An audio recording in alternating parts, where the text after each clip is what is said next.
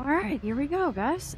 Hey, I'm Erin Valkaren, daughter of ancient and mighty valiant chieftain kings, true and rightful heir to the throne of Alterac, former Debtriarch, or the interim Debtriarch of the Debbie Downers, the former guildmaster of the Ajam Revenants. But now I've taken up my new identity, Goldstargirl.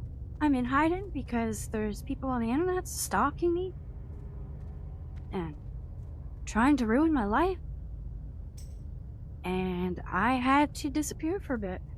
And I think somebody just whispered me. I hope they're around my level and want to play the game, because it's always fun to play with somebody. Let me see you here.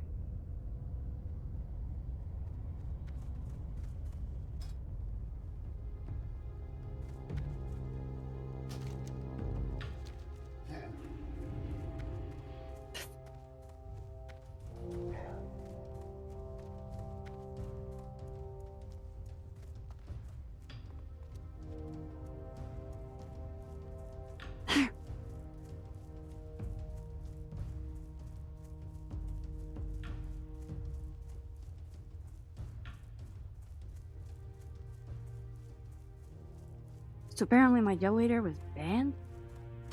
I have the name Frosty Balls.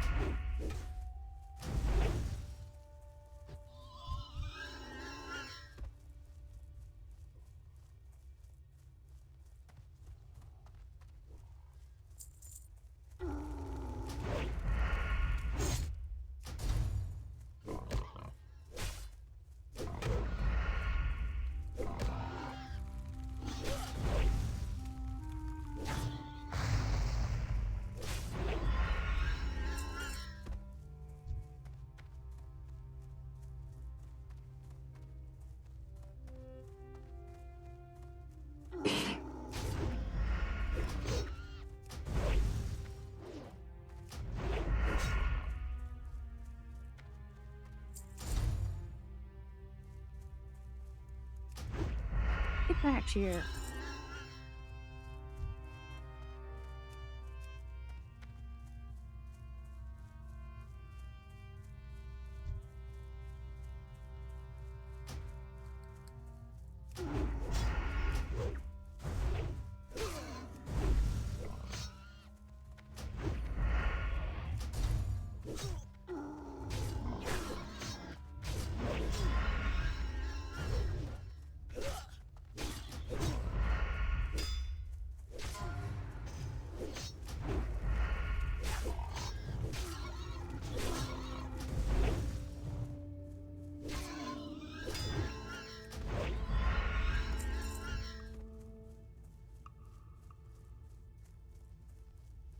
Did I start a new character or did I die? I'm still on the same character.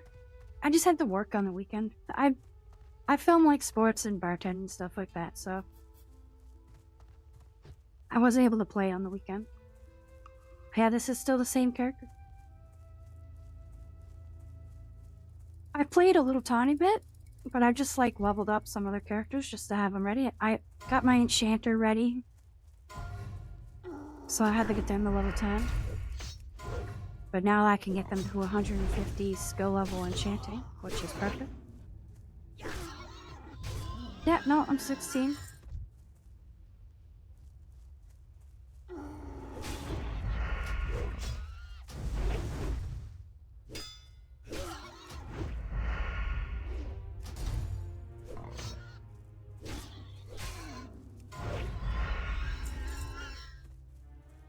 I need to turn down the sound. And those alerts. Like, I love seeing them, but there's just too many.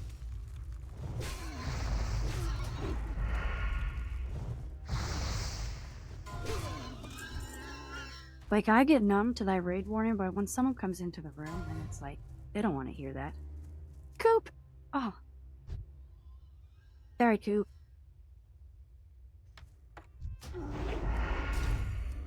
Level 34.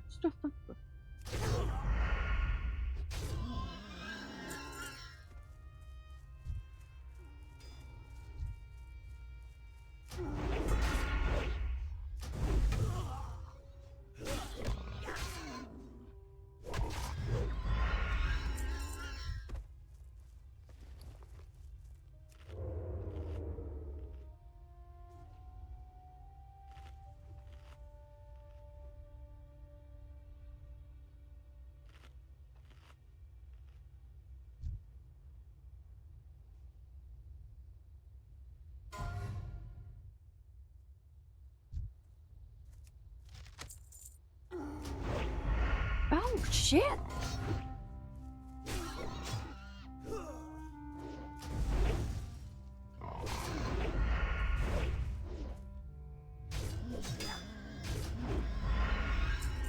Speaking of enchanting, I have to send that off.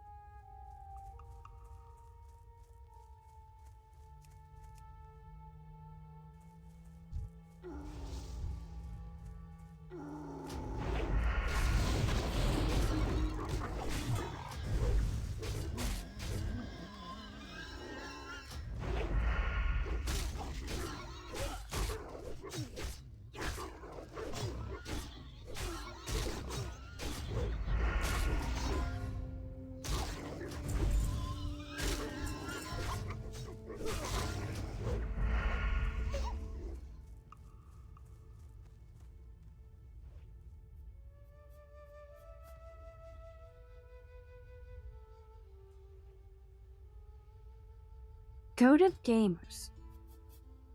What a stupid name for a guild.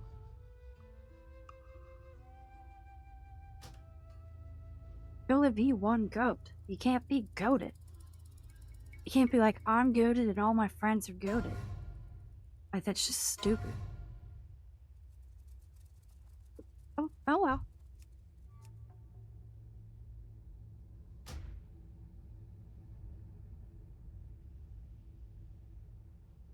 Tell me weird. Like, I'm not weird. I'm a femboy VTuber. Like, back off.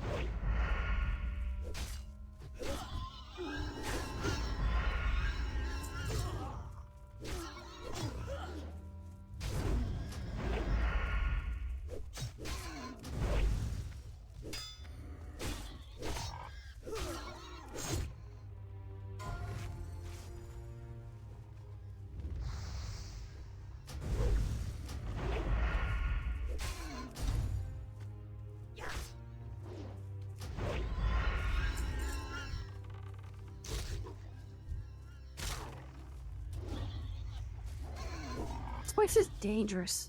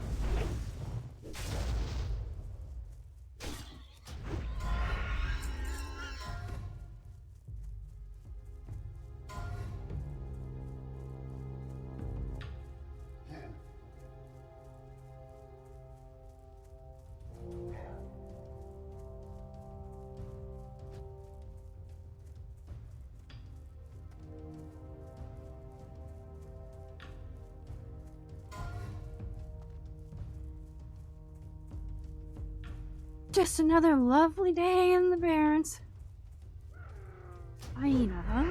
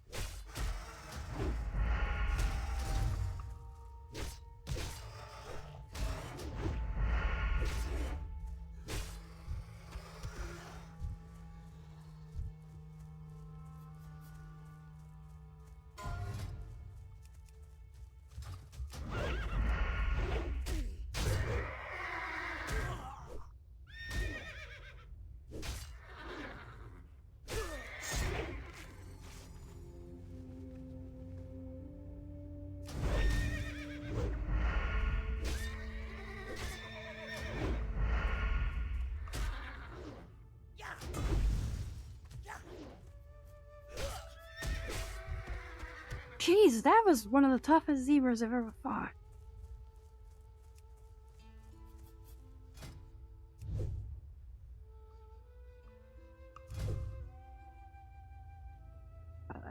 Oh, I mean...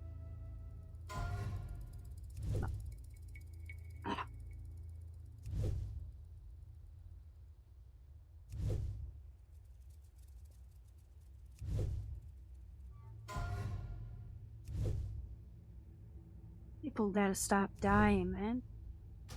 And I... sound. In the face. Audio.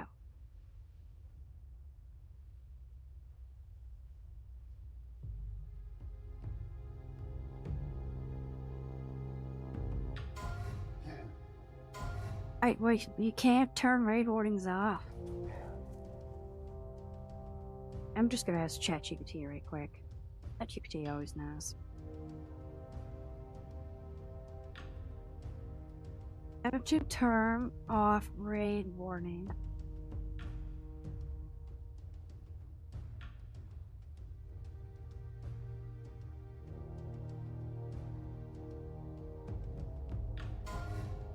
Oh, it's on the sound. So.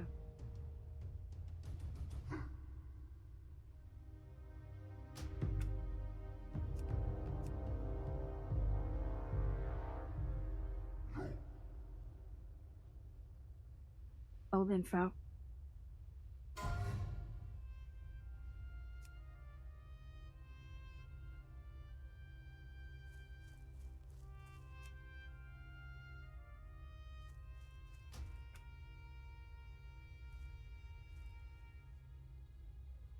Download CurseForge right quick, see if I can update my add-on. Geez, like people are just dying everywhere you look.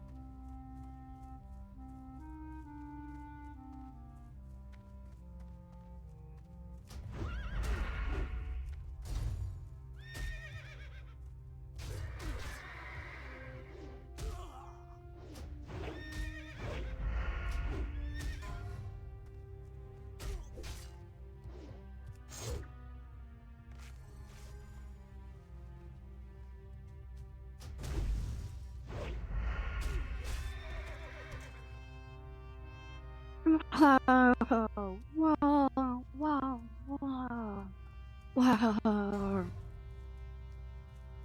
Yeah. Get that.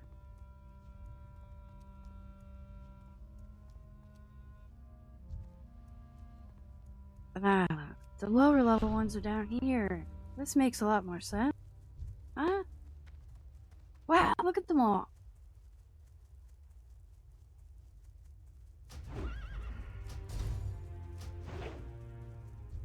Oh, for me.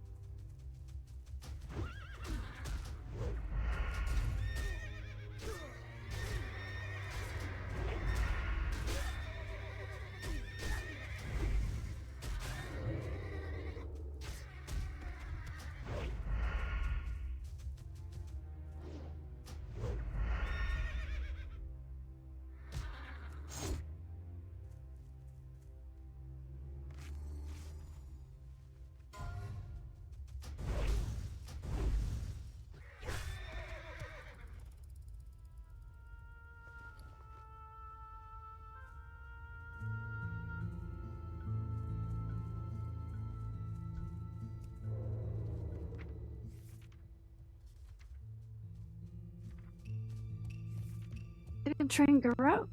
Guess not.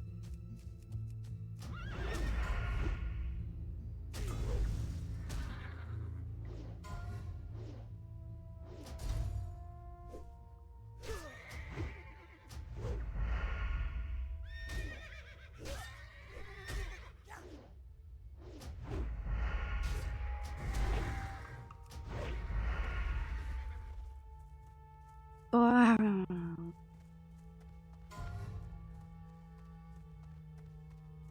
What's a good guy? Oh, well, that's why I play as Goldstargirl. And I hide magic fine on this character.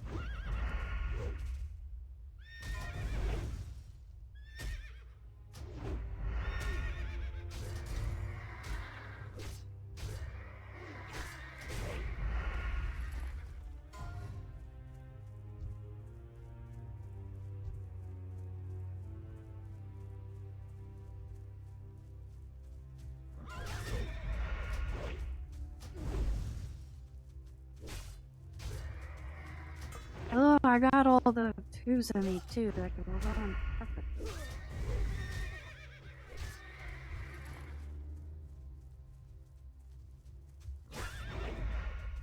But I'll keep trolling them for good measure.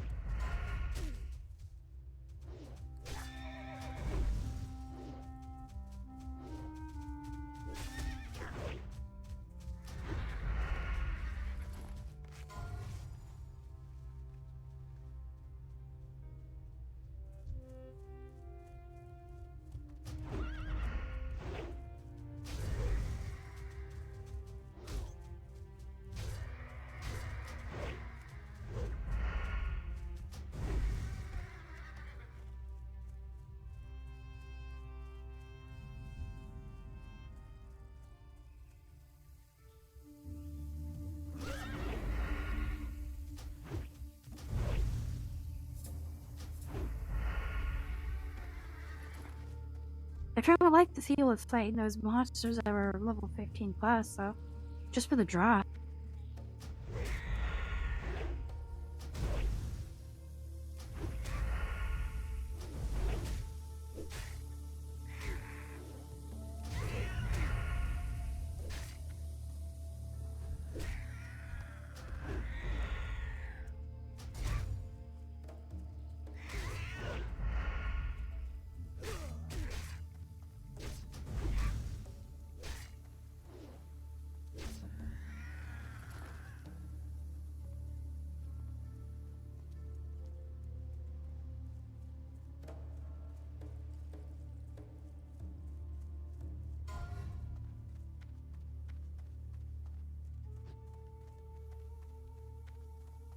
I sure wish Vice Admiral Greslick did a better job of keeping the seas safe for our trading vessels.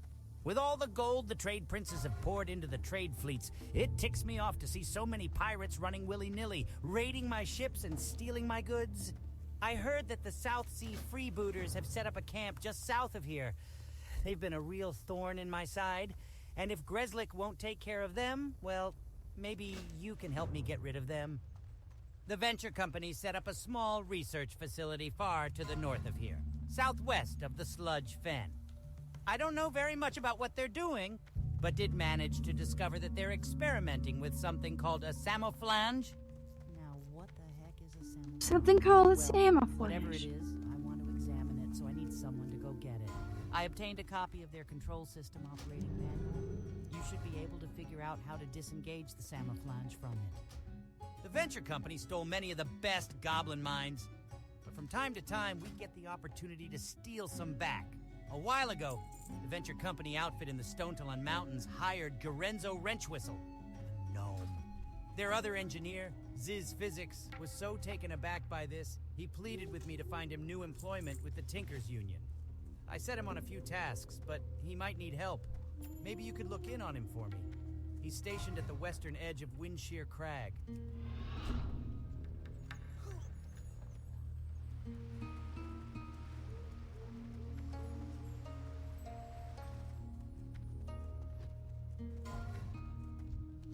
A small enough crate. Yes, I should be able to find room for this aboard the ship. It sails with the next tide. I trust this is soon enough. Excellent. Let me just enter it into my ledger. All taken care of. Good day to you, adventurer. Being wharf master of a busy port like Ratchet, I keep my finger on the pulse of information. I know all about the exchange of goods and money between here and Booty Bay. The latest bit of news I've heard is about the venture company's Boulder Lode mine, northeast of the Sludge Fen. One of the miners discovered an emerald the size of your fist. I know a few buyers who'd be interested in getting their hands on...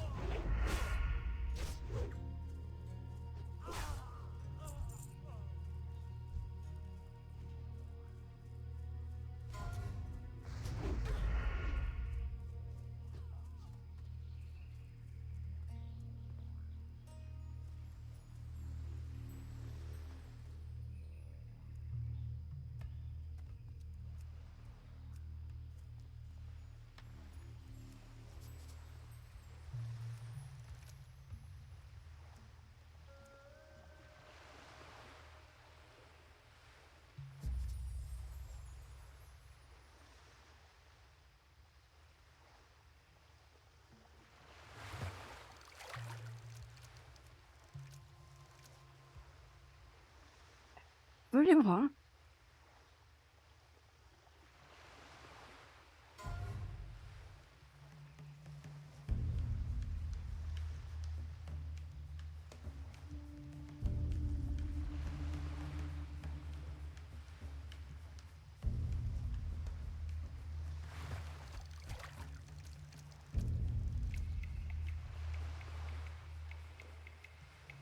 Orly Blackmouth's going for over silver already. Perfect.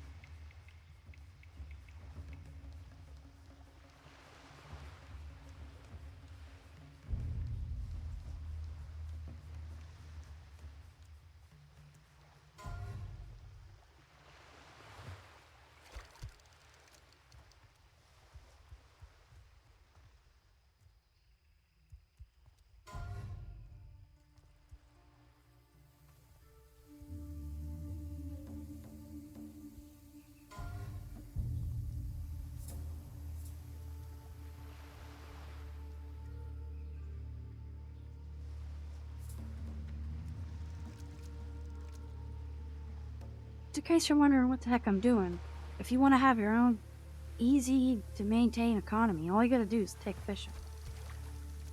Be able to pay for anything you ever need in this game.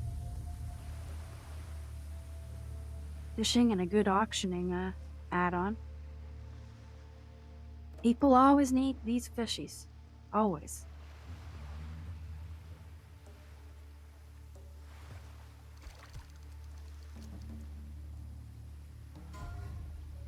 Device is chill, and you often don't have to fight people for nodes. And fun fact, it's even better if you got a friend when you're fishing, because you fish faster, and the pools respawn faster.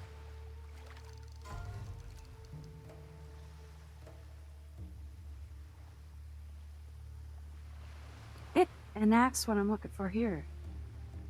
Tightly sealed trunk.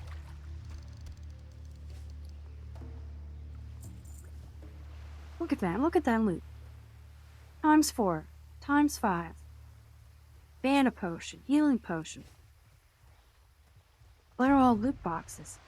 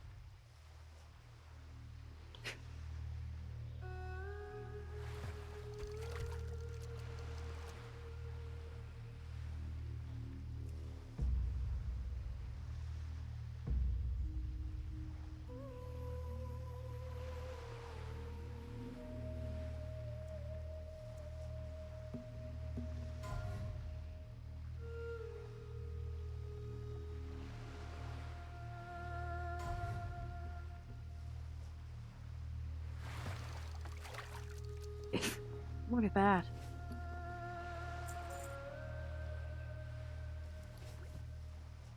Linen cloth for days.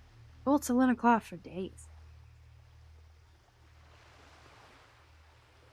Event loot.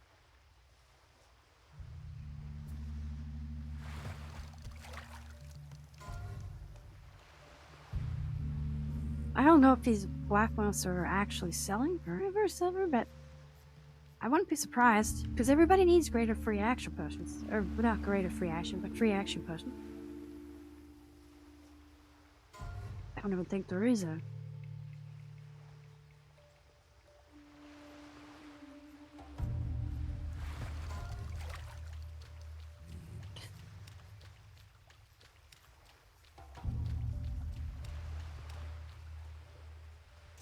Get back. Playing the game for a little bit.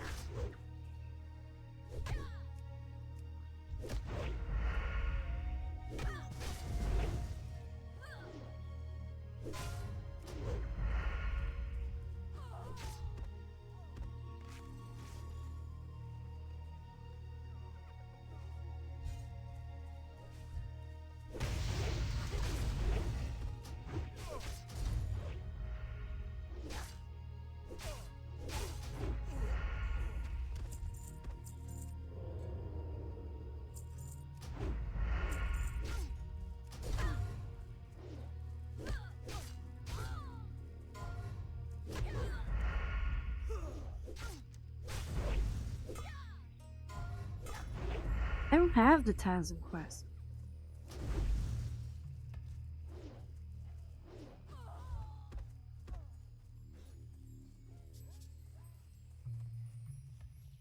I don't think I have the Tasm quest.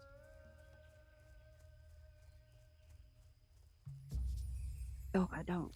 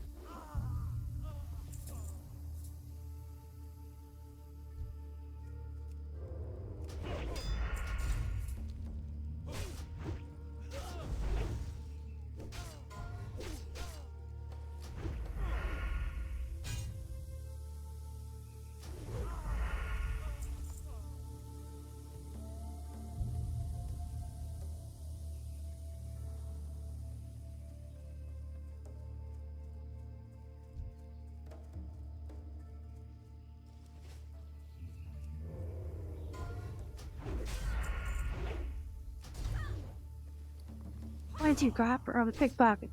That's actually huge.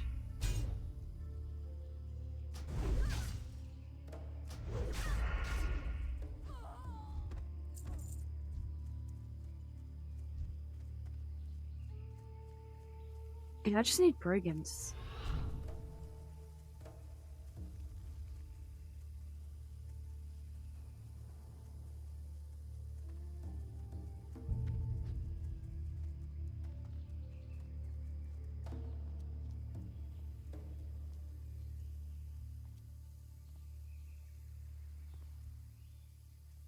Brigands might do a little bit more fishing now here. This is where I came.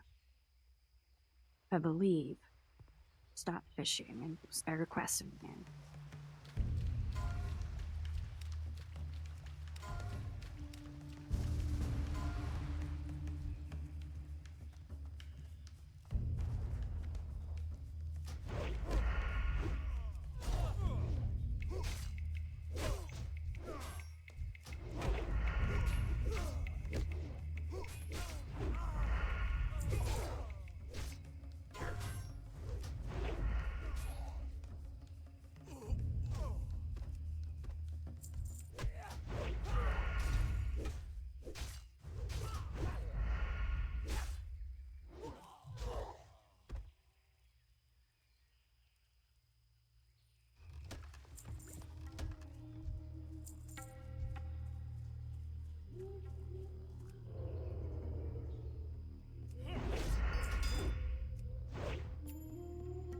14 copper and a tiger's eye.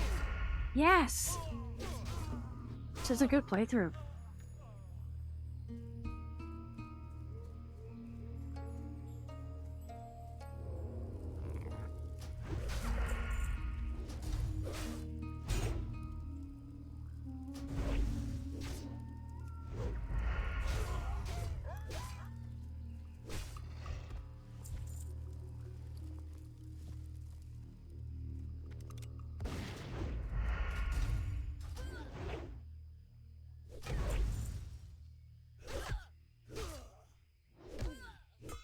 Should be mine. JK, they came out the corpse of a mob he killed.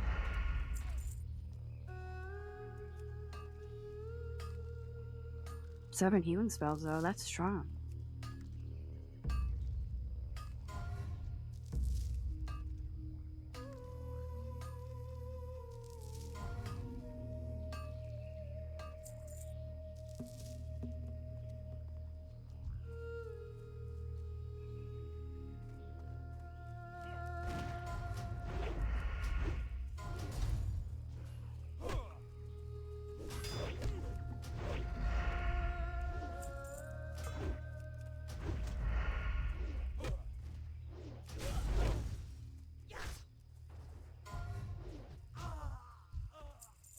I don't have the Tazam Bro quest.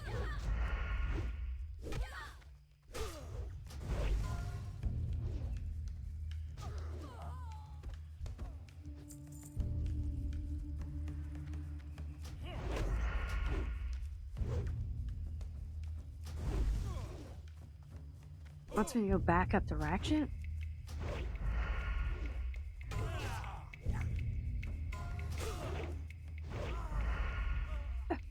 Imagine if I died there. Just take a walk around, see if there's any fishing.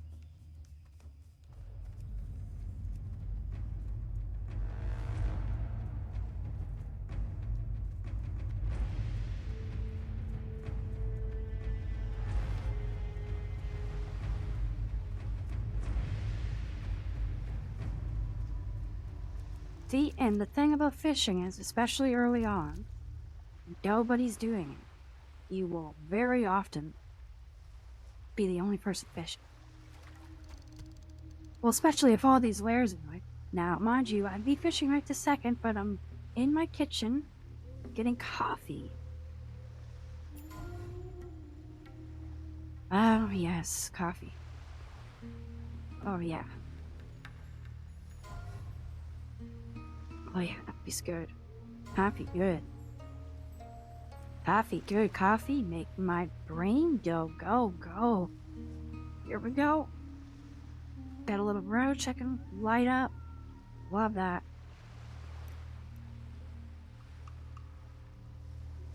Love that for myself.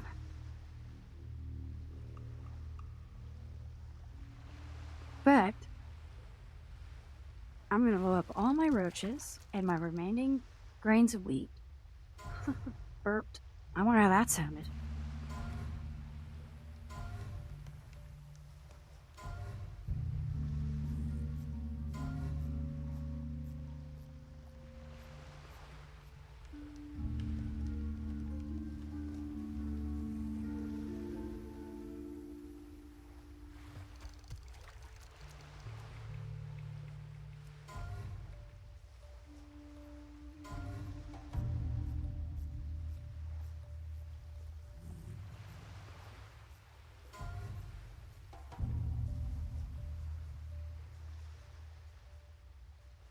There's a ladybug in my apartment. I don't know how the fuck it got in here. Pardon my French.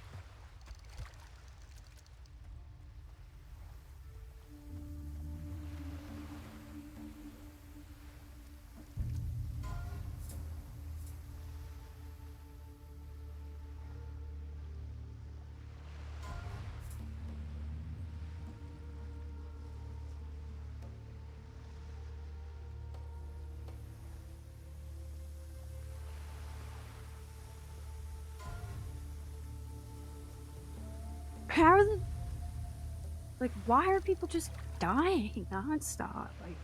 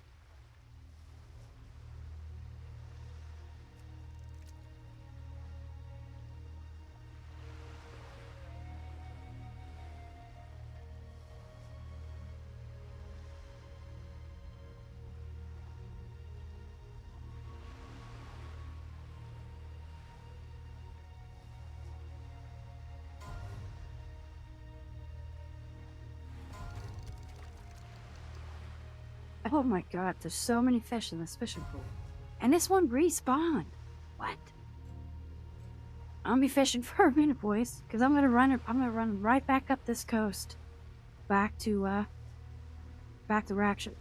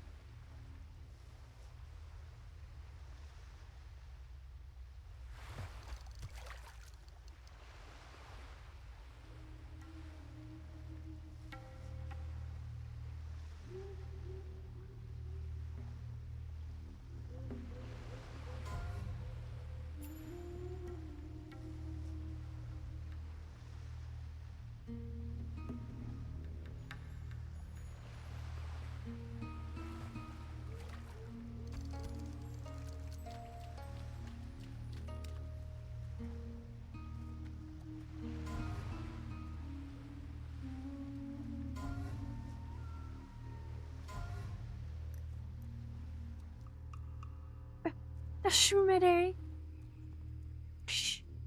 Midday. Oh, look at this. This is what it's all about right here. Let's go. Eat fish.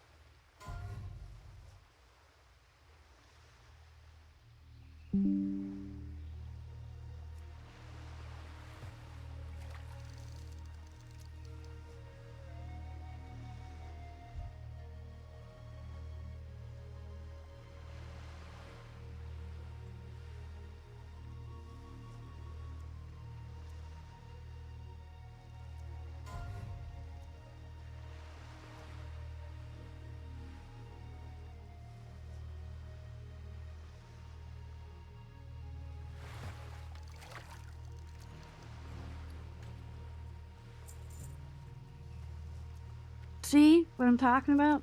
Bolts of linen cloth.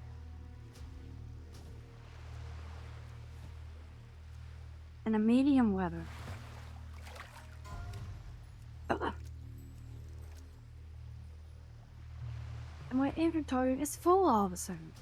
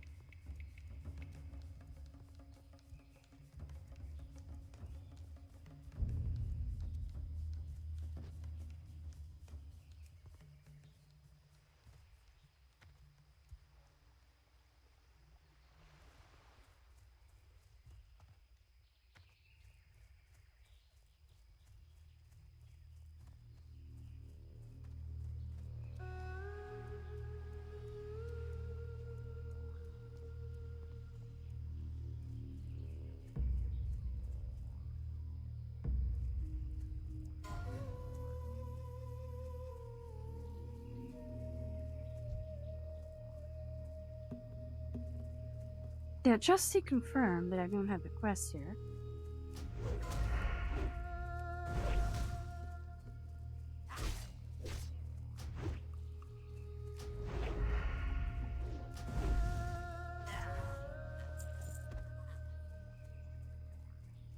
So I gotta head back. The Orgrimmar sets me back a little bit, but I'm having a good time and it keeps me safe. That's for sure. And it'll give me time to roll up this roach joint.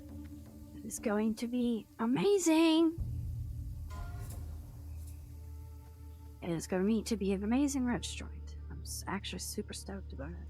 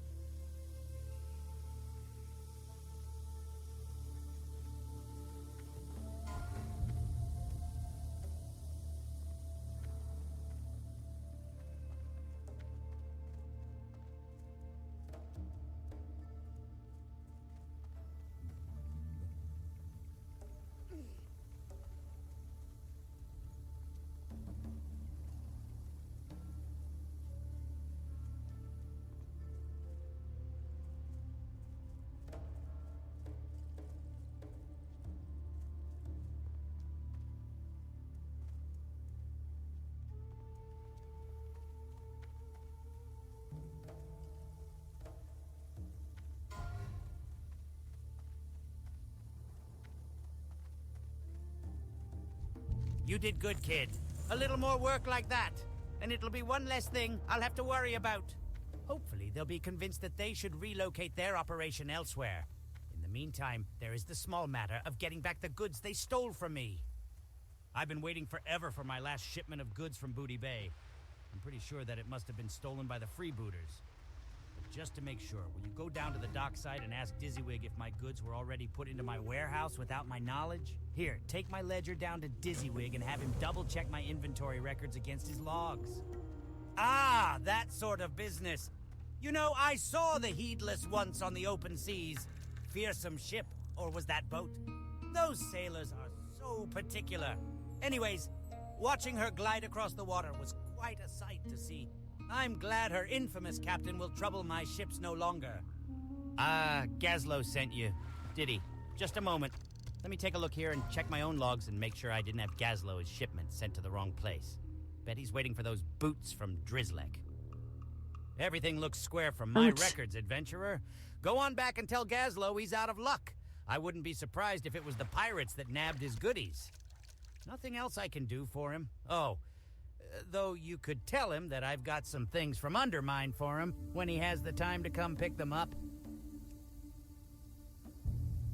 When he has the time to walk down the hill and go down to the frickin' dock. Oh, whoa, what? I'm just trying to be a humble fisherman.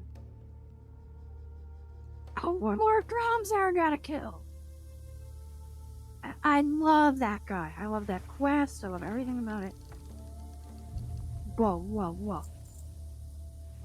I don't even got room. I got so much loot, I ain't even got room.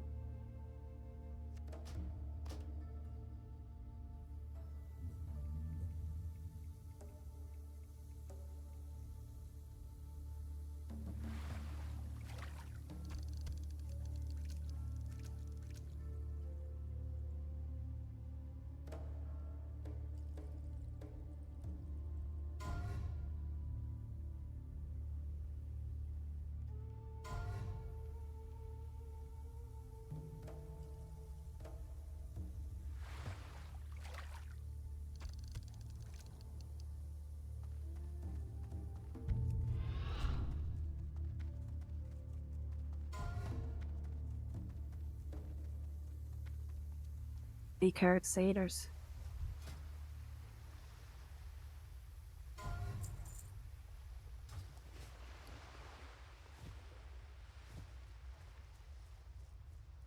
Stuff off and then let's get the heck out of here.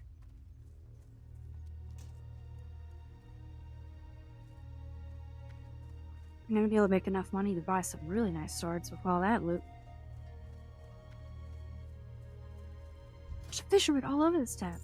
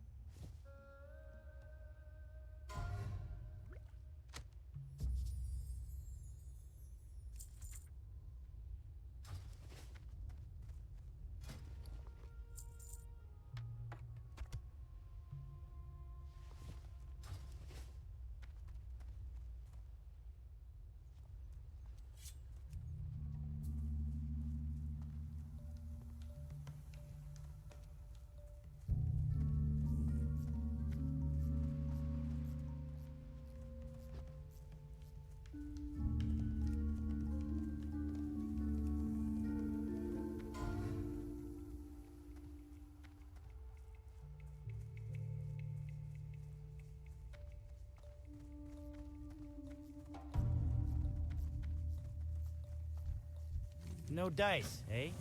I guess it must have been the freebooters then. Dizzywig's on the level. I'm sure he wouldn't cheat me like that. After all, he is on the payroll. Looks like I've got some goods to get back, adventurer. What do you say?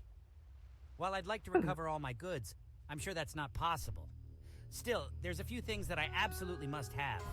As you see, my observatory is ready to go, but it needs the smaller of the two lenses. The first arrived by caravan from Duratar, but the second was bound by ship and never arrived. Also, I never got my boot shipment from Drizzlick in Booty Bay. Head down to the pirate camp and see if you can find them.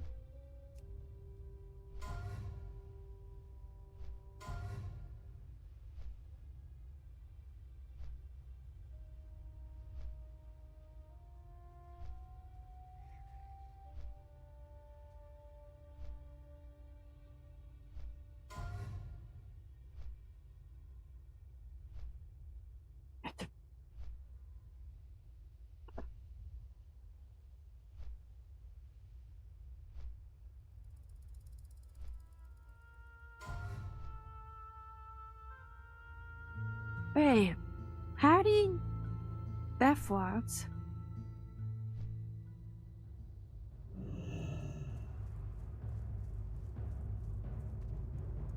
Welcome to the Crossroads, adventurer. My name is Thork. I lead the defenses here in the name of the War Chief. Please, feel free to make yourself at home. As long as you mind your business, no one should have any problem with you taking up some space. There are many threats to our safety here. If you've already become familiar with the lay of the land, speak to the others here. Perhaps they have tasks for you to do. Well done, adventurer. With Kreenig's death, there will be a definite decline in the attacks on our caravans. Your people should be proud to count you among them. Ha-ha! Thank you, adventurer. This will help us greatly. You're a boon to the Crossroads and to the Horde. If there is anything I can do for you, please let me know. Not bad, adventurer. Those Gevra hold a lot of strength in their legs. A sharp kick from them can knock even a Tauren on its haunches. It looks like you have some strength in you too. Are you ready for a real challenge? Now it's time to go after something that really bites. The Prowlers of the Barrens are a tough breed. Tough, resourceful, sly, and deadly. You'll... Watch this. Boom, boom, boom. Bank out.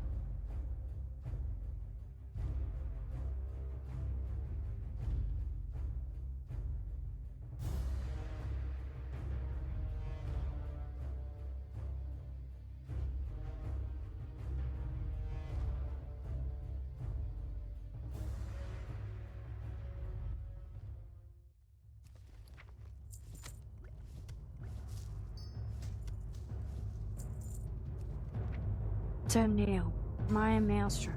Just get this. Did I find a hammer? Did I sell it? Did I vendor the hammer?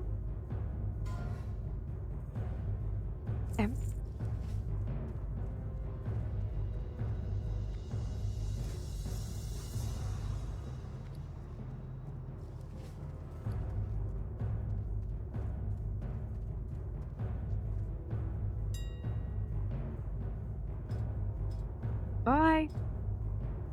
Quick little scan. Well, Team Rocket Frosty. It's checked and November's been a year following me. Hey, yo. Thanks for sticking around, Frosty. Did you ever watch when I was playing Season of Discovery? I wasn't looking at chat there for a little bit. I had it minimized. What the Warlord, 4 silver? Are you kidding me? If all this sells, I'm gonna make so much money.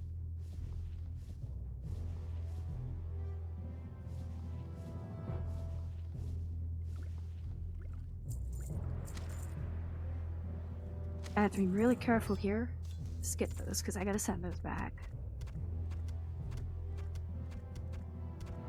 Post it up, post it up. Let's go.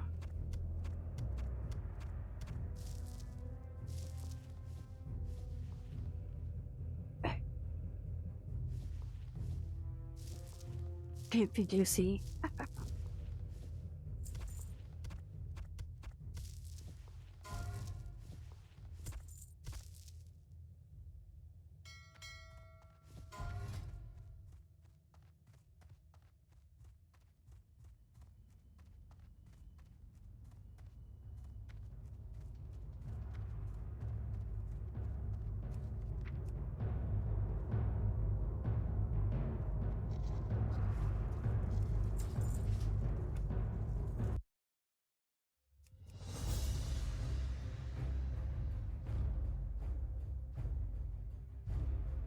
Yeah, really does your work. Yeah, that makes sense, Team Rocket.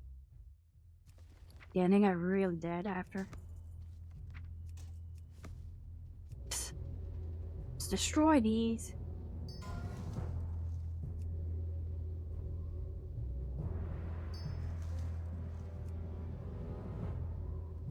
That's not good. Just a bunch of dust, huh?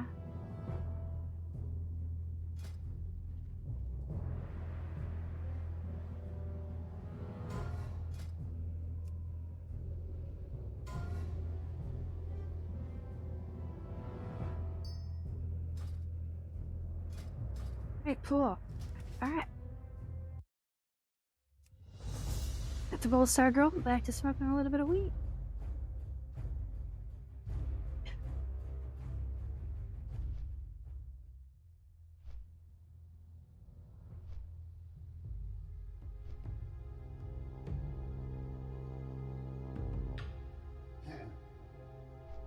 Yeah, hardcore got ring dead.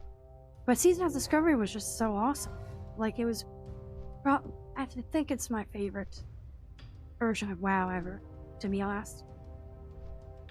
Like, it's tied, like, literally equal with, hardcore. Like, hardcore is just, like, just the nature of hardcore and what it means is so, like, it's just so good. Like, it just, like, you can't make...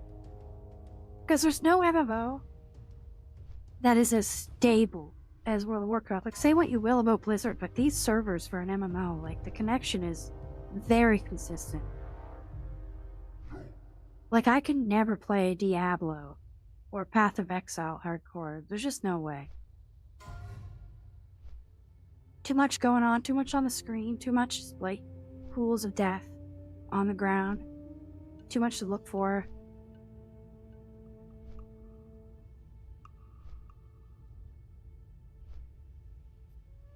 Staying alive in hardcore WoW for a good World of Warcraft player is virtually as easy as staying alive in real life.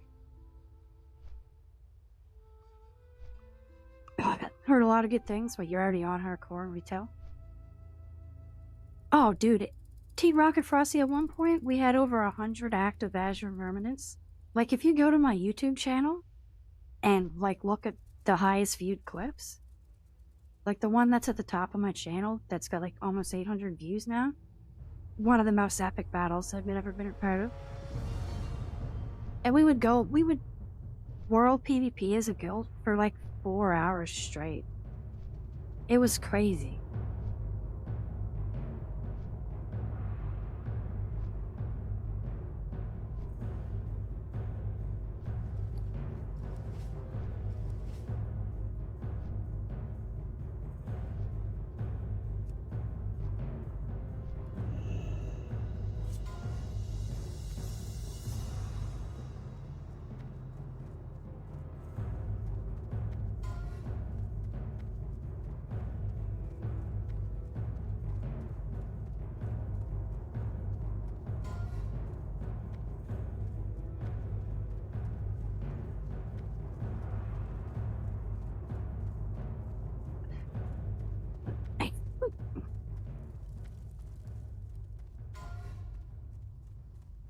Oh, that's awesome. Thanks a lot, Team Rocket.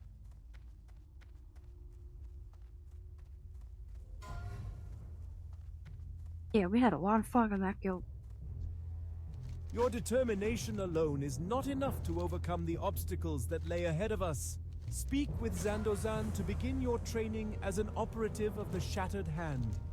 It is only when you have mastered the practices of stealth and thievery that you may take the next step towards your destiny. The war chief is too subtle in his methods. He is cautious to unleash the might of the Horde. Once we were stronger, mighty conquerors all. That pride we must regain, Yeah, make sure and you the Shattered Hand will rock do it, so. you comment, and We you hit build the like strength button, from the shadows and and drive my strike at the engagement up. I gotta get my exposed, engagement secretly up. laying our enemies low.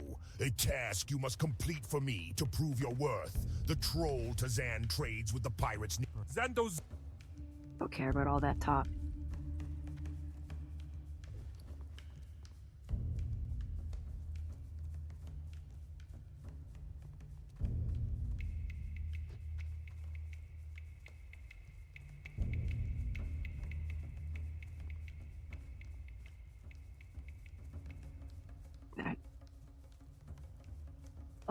up.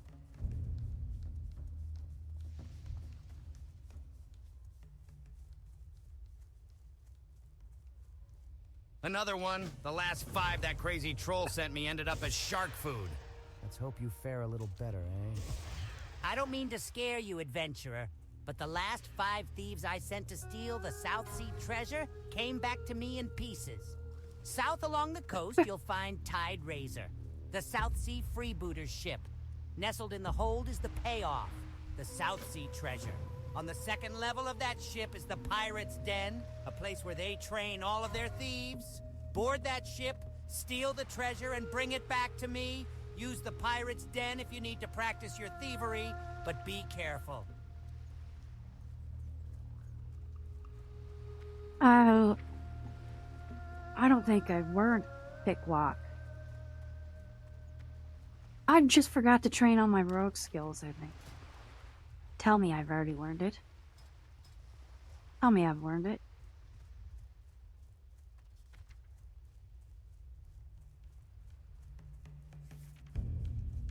Oh!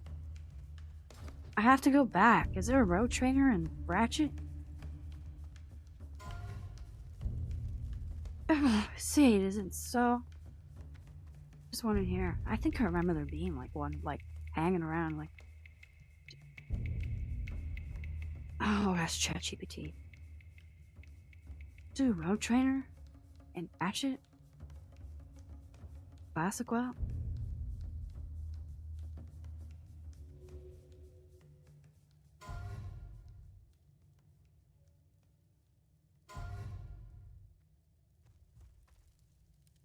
Wow. Supposedly there's one over here.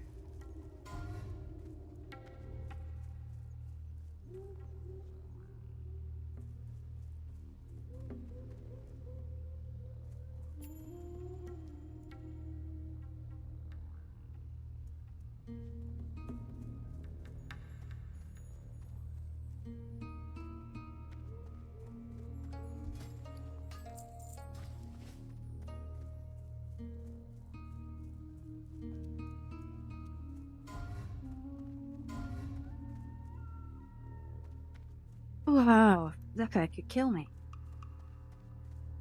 I'm losing hope on this rogue trainer. Yeah, I've lost all hope on this rogue trainer.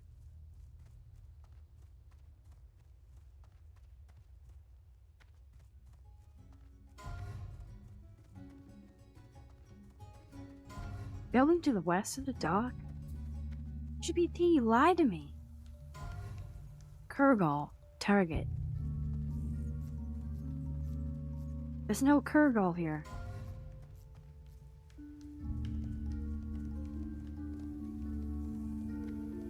The warlock.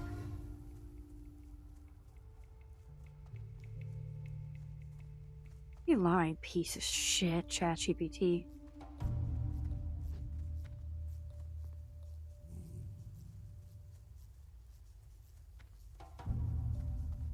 Can't believe that I gotta fly back to Orgrimmar.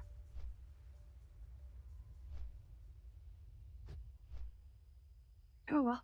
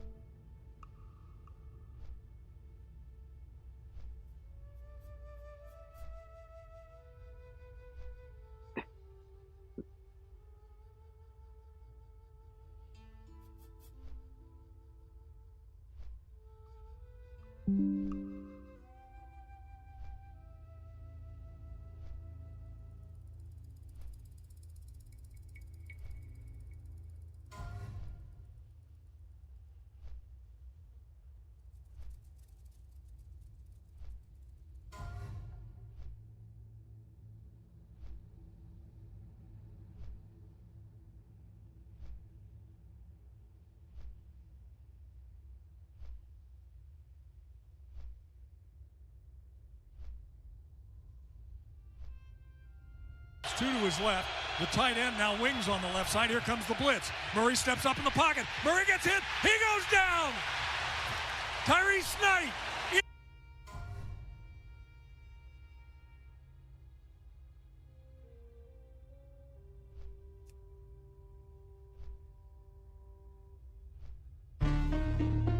Inside.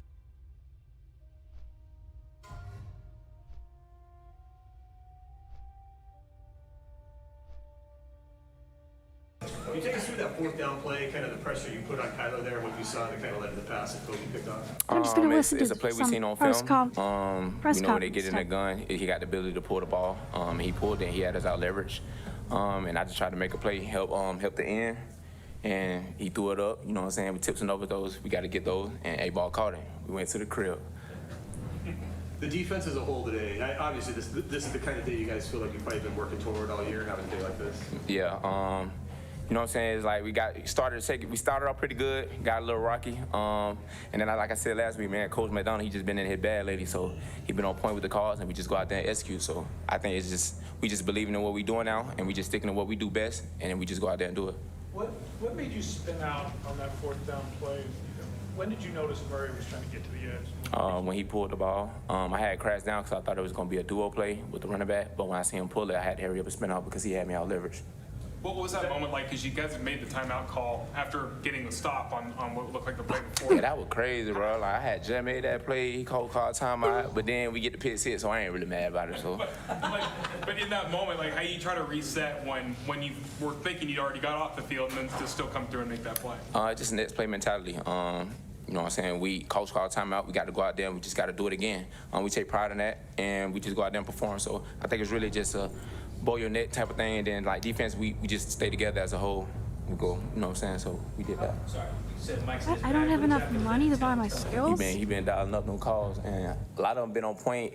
He said they was gonna run this in this situation, this area of the field, and that's exactly what they did. So, like, as far as the game plan and everything we talk about, but everything has been on point. So he's just been in his ballot.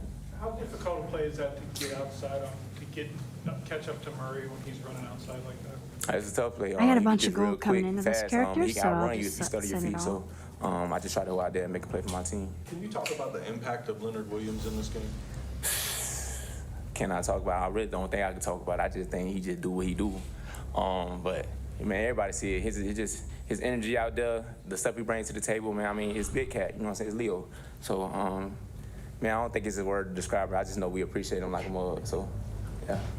Devin, Kobe's been big for you guys for the last 4 or 5 games now. Just seeing him get that touchdown, what was that like? That was dope. Really, it's hard to say I seen him get the touchdown because I was doing something I should have been doing. But I actually ended up making a block, and then I got a penalty later. So, but yeah, man, A-Ball been in his bag lately too. I'm just happy to see him flourish right now.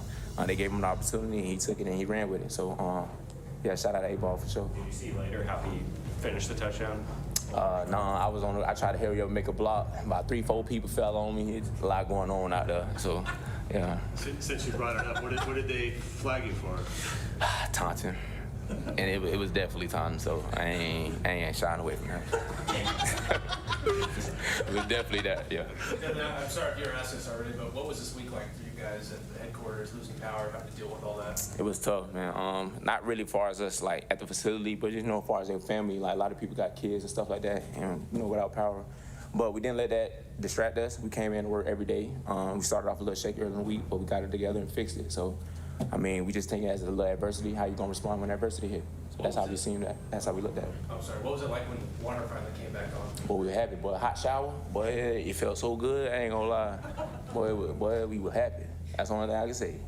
Devin, how good does this one feel just in general? Cut with 4 straight losses at home to get this one over Arizona to maybe grab the lead in the division at this point in the year with everything you guys have gone through. How does it feel for you guys right now? It feels good. I think it feels good for us as a defense, especially because like we got to protect our home field, especially as a team too. But as a defense, I can speak for our side of the ball. It's just a pride thing. We got to play at home, and we want to get the 12s, man. Because without them, we ain't nobody out there for real. And we just want to give them the stuff they came here to see. So. As a defense, when you keep a team out of the end zone, what does that mean? I mean, we've been playing good football, how I think about it. So, Anything else? Yeah, you talked about the energy that Big Cat brought. Can you just talk about how infectious that was to the whole defense?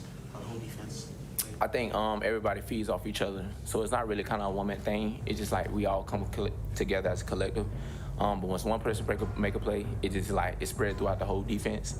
And we always tell each other, but we got your back out here, so just go take a shot. And if you make it or you miss, you got your fellas behind you, and we coming to ride with you. So yeah. You haven't lived until you look down on the world. Yes, sir. Appreciate it.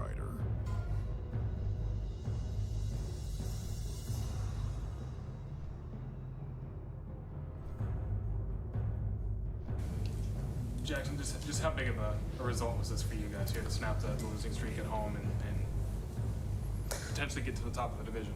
Yeah, it's a big win for us. You know, all glory to God.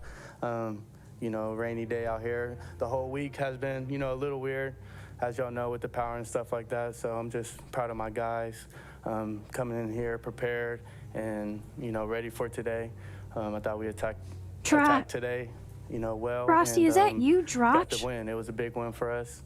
You know, we playoff game, you know, like we've been saying, and, you know, definitely happy with today.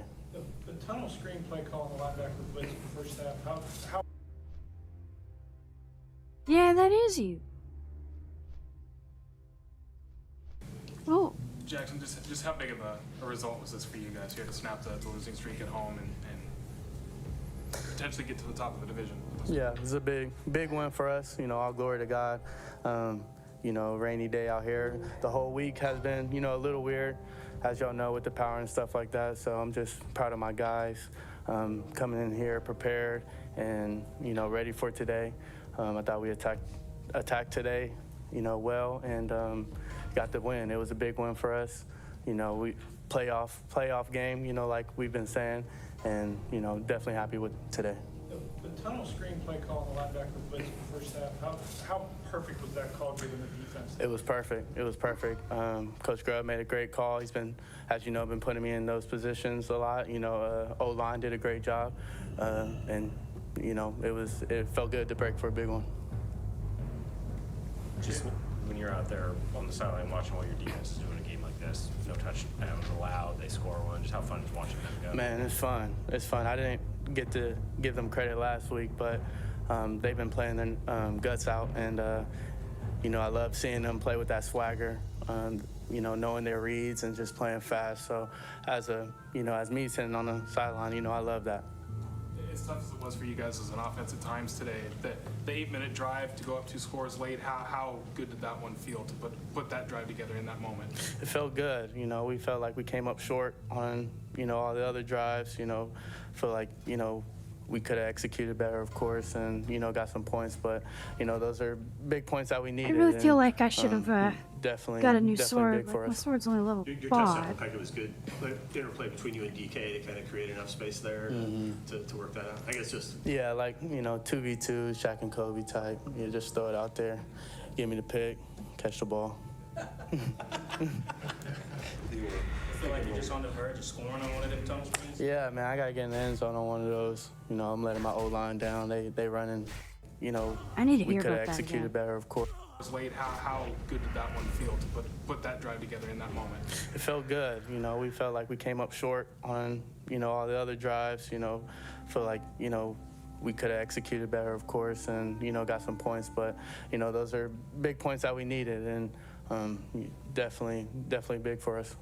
Your touchdown looked like it was good. Interplay between you and DK to kind of create enough space there to work that out. I guess just... Yeah, like, you know, 2v2, Shaq and Kobe type. You just throw it out there, give me the pick, catch the ball. I feel like you're just on the verge of scoring on one of them tunnel screens? Yeah, man, I got to get in the end zone on one of those. You know, I'm letting my O-line down. They running a lot, you know. They're not used to all that, so we got to get in the end zone next time. Has that been the same? I mean, it's looked the same from what we see. Has it been pretty much the same thing?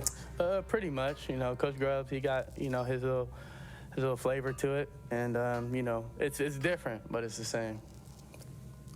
Obviously, the win's the priority, but was there a little extra motivation to have such a good performance against Marvin Harrison Jr.'s team?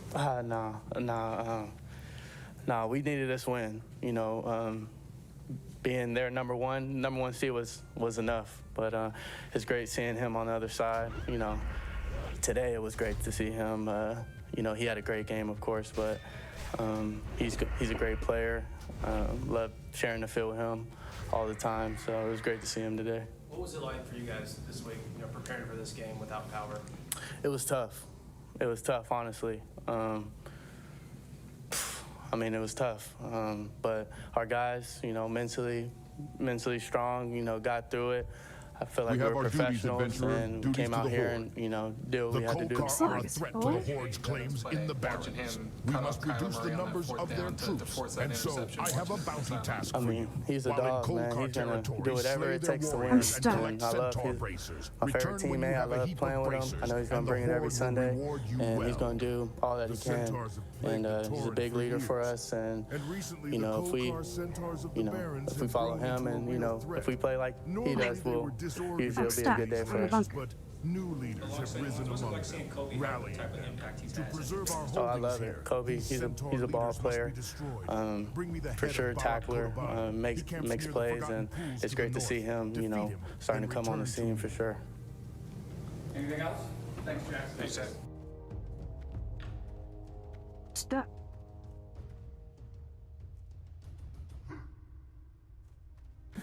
Dave was still telling me that there's still folks out there in our Seattle area that are still without power. So, our thoughts and prayers go out to those people. And just from our perspective, having gone through it this week, thought it was a great opportunity for us to come together. So, I hope everyone's still safe out there and it's warlord. Getting through that. And then it's obviously great to win at home finally after this hiatus and bring some joy back to some people's lives. So, thought the defense played with great energy, physicality, a lot of detail.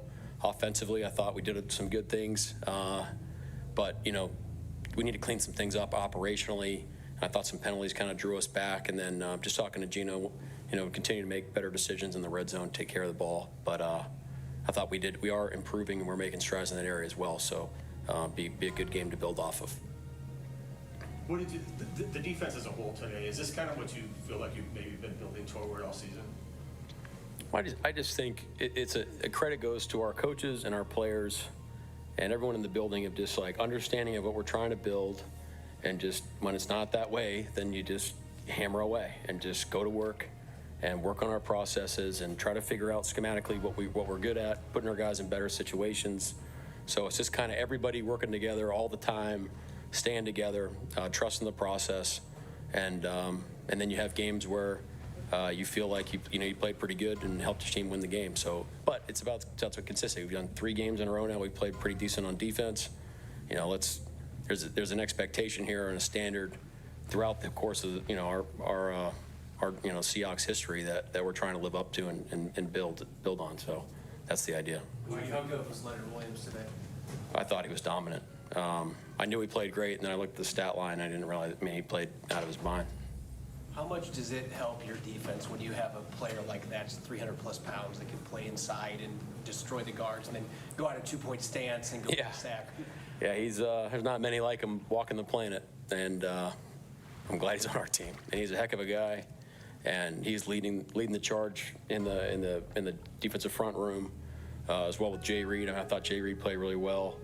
John Hankins, all those vets are really helping, kind of building the camaraderie in that room. They're playing together and rushing together, and our coaches are doing a great job leading it as well. The play Spoon was able to make on that 4th down to string Kyler out and force it. Yeah, it's just that's a Devin Witherspoon 101.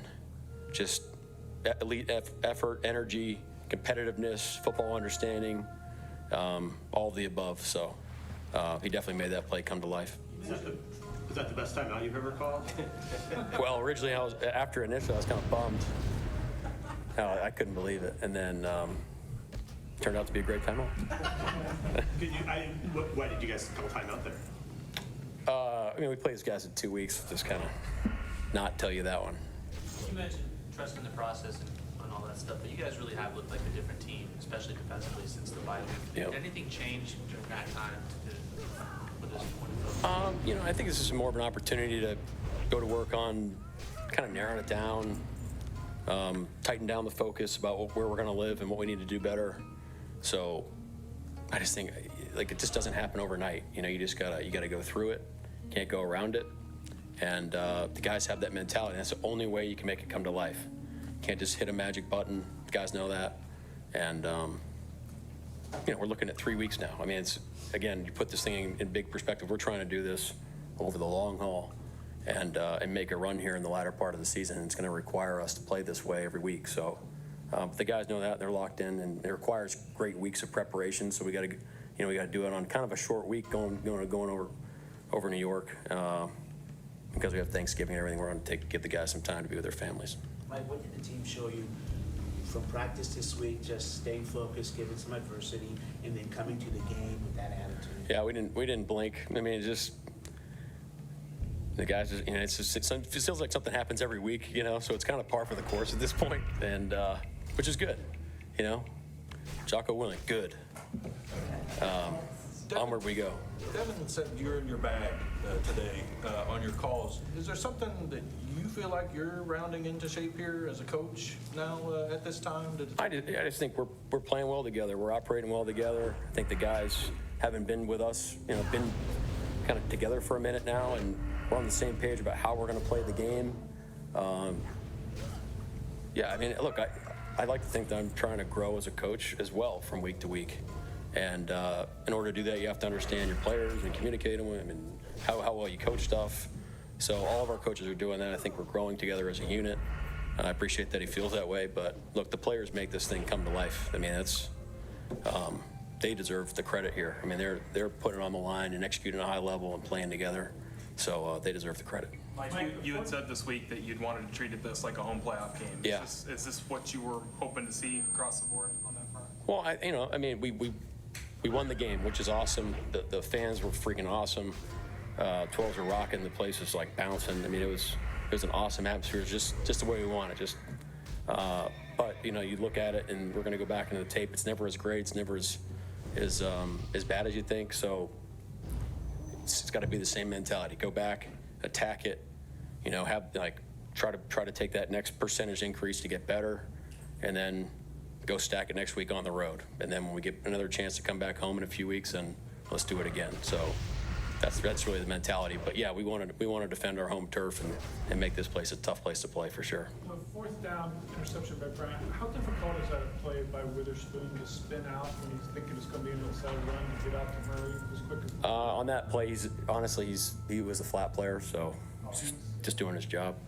The speed he takes to get out there to the outside. Yeah, just the urgency, the wherewithal, the competitiveness of just fighting for every inch is just. I mean, he does it as good as anybody. Kobe, you've been telling us for months. He's a guy that makes plays on the ball. It's good to see it come to fruition for him there in a moment like that. Yeah, it's if the ball's in the air near him, I'm assuming he's coming down with it. So that's a credit to him. Mike, speaking of Kyler, how hard is it to prepare for a player of his caliber with those legs? Yeah. You look like you contained it pretty well today. Are you satisfied with that? Well, I wouldn't say satisfied, but just pleased with the effort and where we're at. But yeah, Kyler is a pain in the neck to get ready for. I mean, he's a dynamite player. The things he's been able to do this year, are a credit to him. We got a lot of respect for him. So I mean, we're going to be seeing a lot of them. So we kind of it's going to be fun going back and forth about how you evolve game plans and how to do like that and do things along those lines. But look, our guys, in order to do that, you have to rush unselfishly. And so to be a type of unit up front, to rush the way they did, I think that speaks a lot to who we have in that room, how they're doing it, how we're playing our coverages. So it's definitely a team effort. You talked a lot about the energy that Devin brings to the defense, but what have you seen on that front from Tyrese Knight in these first couple games back, especially the beginning of this game? It just seemed like he was bringing electricity in the middle, and everybody was feeding off of that with some of the plays he was making up there. Yeah, I think the middle of our defense right now is playing pretty dang good. Happy for him. He's doing a lot during the week to prepare, and he's just another example of a guy. I mean, I'm sounding like a broken record, but it's like just stack good moments, good days, good reps, good preparation. Take care of your body. Study the heck out of the game plan. Over communicate. Take it one play at a time. I mean, it's just like that's just how you have to do it. And to his credit, that's what he does. And there's no extra about him. It's just business as usual. And he's very poised, even in awesome NFL environments, and you got to give him credit for that, for being a rookie. That last offensive drive, I mean, you mentioned you needed to clean some things up on offense, but they took 8 minutes off the clock. Excuse me. Sorry, say that again, Bob. Oh, yeah, no, This is great for everybody. No, just that last offensive drive, you guys took 8 minutes off the clock, 13 plays, Gino hits a couple. Yeah, it was awesome. I really thought we had a chance to close it out the whole way. Gino's zero check was just elite. Just his high-powered football right there. So he deserves a lot of credit. Guys ran hard, offensive line blocked well. Would have been awesome to close it out, but to get in field goal range and let J-My put it to a 2-score game was really ended the game. You want your offense to score 30 every week, of course, but is this the mentality, the type of team you want to be to win 16-6, no touchdowns allowed? Well, if you told me that if you could tell us we're going to hold the team to 6 points every week, then yeah, we'd play, But I think it's just complementary football. Defense stepping up when the offense needs us to do it, vice versa. Offense coming through at the end, 8-minute drive to put it on ice. That's complementary is the best way is the envision. But yeah, I mean, look, and we got great players that are explosive. It'd be great to create a little bit more explosive plays. You got to give Arizona credit for some of the things they were doing today. So those are some things that we're going to need to, counter in the next 2 weeks. But I think we are making strides. I think we are. I think we're improving. Some of the things that got called back today, we'll look at some of the things that kind of got us behind the sticks and got us behind in some of those drives. What do you know about Anthony Bradford's situation? He's got an ankle, and we'll see. I mean, it's not broken or anything, but I'm going to give you a timetable, but it probably looking like at least a game. The check you mentioned, Gino, on the 8-minute field goal drive, which play was that? It was a third down conversion, I think, on the run to Sharps. Anything else? All right, thanks, guys.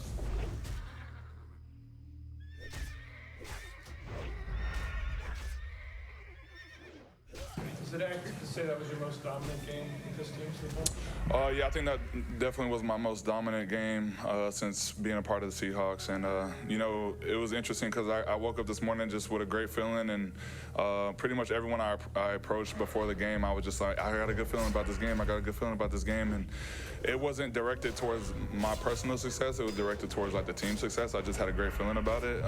But I just had great energy out there today, and it showed. What do you think that was all about? What's that? What do you think that was all about? I think there was, a few leaders met up before the Niners game and pretty much talked about how we're pretty much in playoff mode. It was right after the bye week. We had 2 divisional opponents coming up back to back, and we knew where we were in the division rankings and stuff like that. So ever since we had that conversation, we've been treating it like playoffs. And since then, I just feel like our team is just coming closer together. We're playing with great energy, just great energy.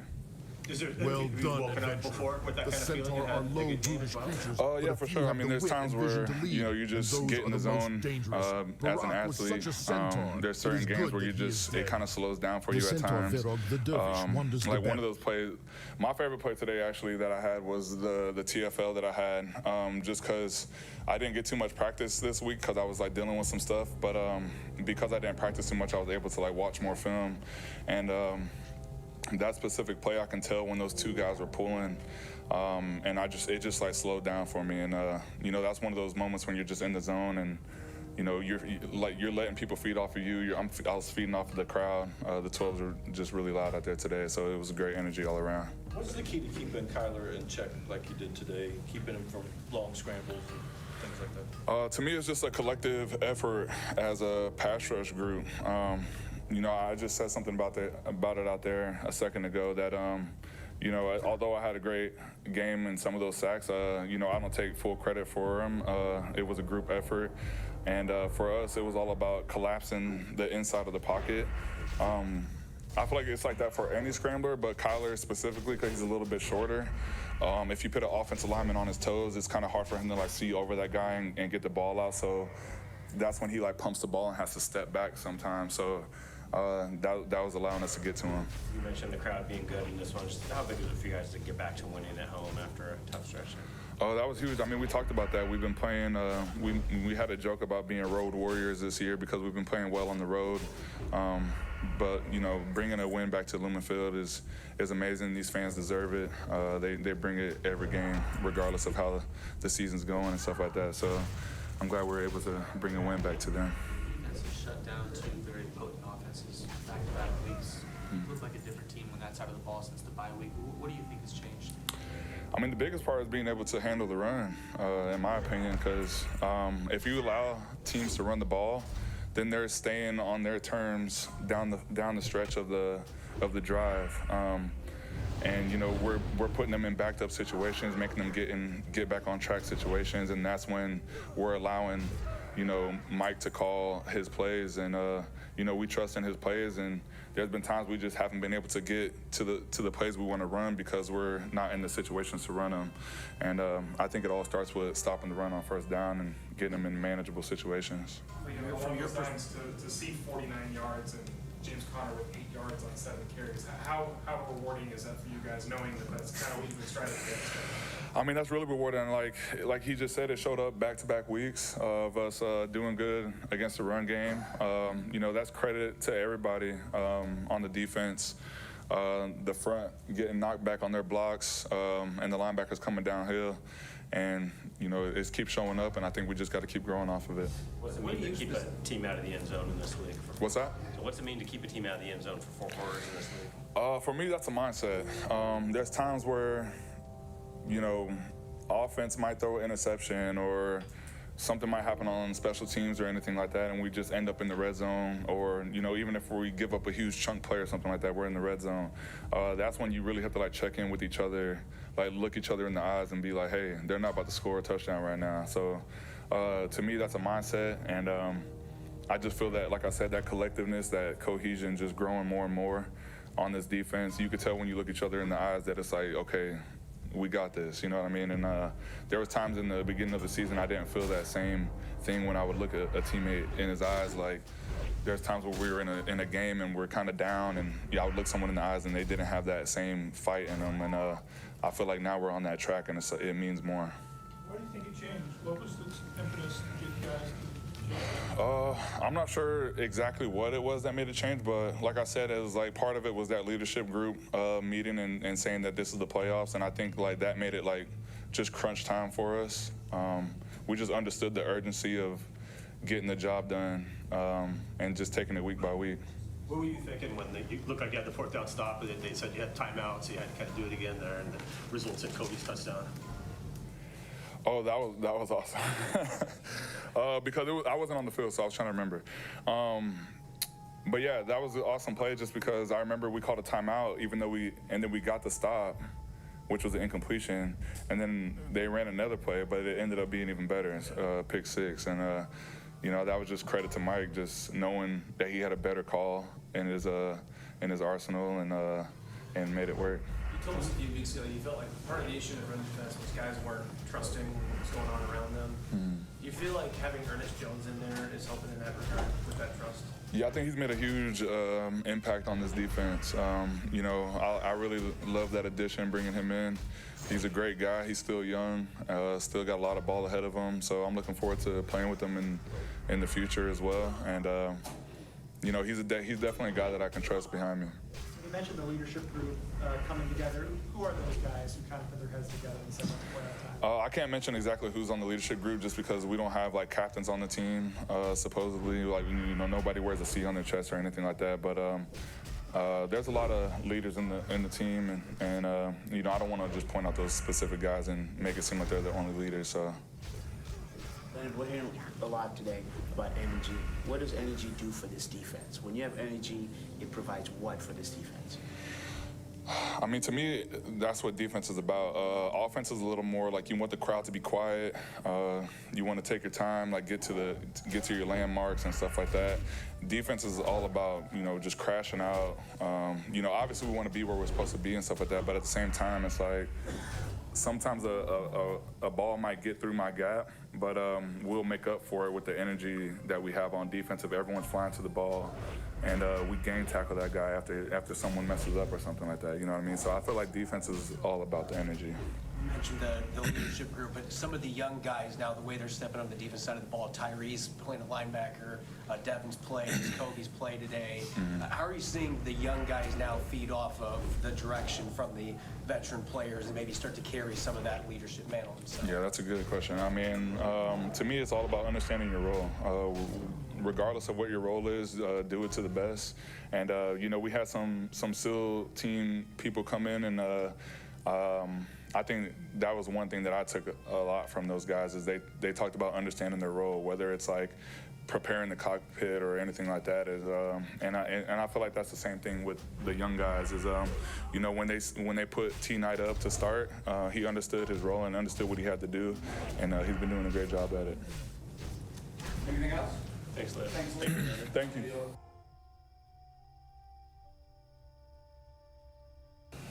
You know, Mike touched on this too, but just how big is it for you guys to go out and win at home? It's been a little bit, and I know you guys talked about that during the week, wanting to get back to winning. Yeah, that was a big win. You know, I thought it felt like a playoff atmosphere, man. I thought the crowd was amazing.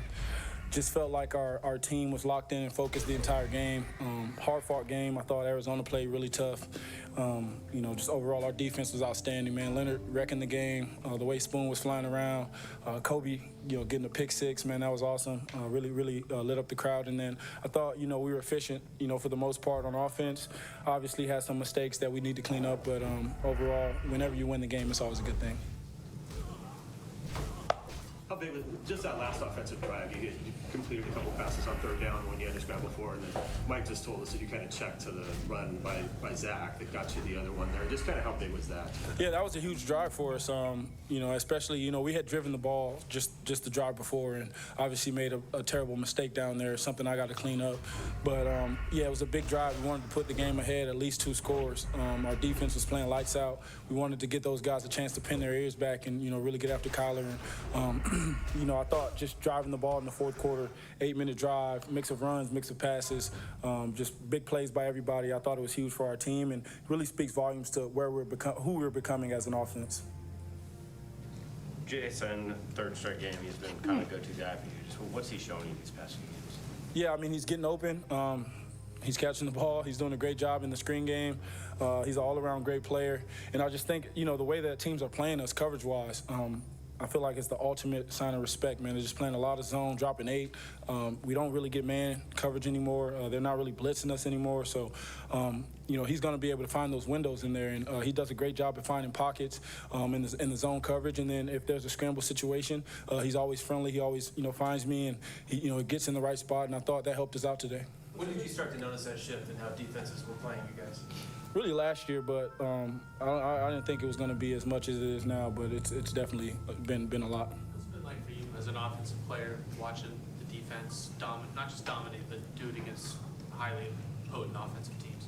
Man, it just shows you we're building something here, and you know, we talk about complementary football, we talk about championship level football. When you got a defense that plays the way they play, when they're shutting down offenses the way they're shutting them down at the high rate, week after week, it's going to give you a shot to win every single game. If we go out there and we play clean, we manage the time of possession, we do great on third down, finish in the red zone, give those guys a lead to play with, I mean, they're going to be even better. So I think our defense is outstanding, and I think they can continue to get better, and I think they will.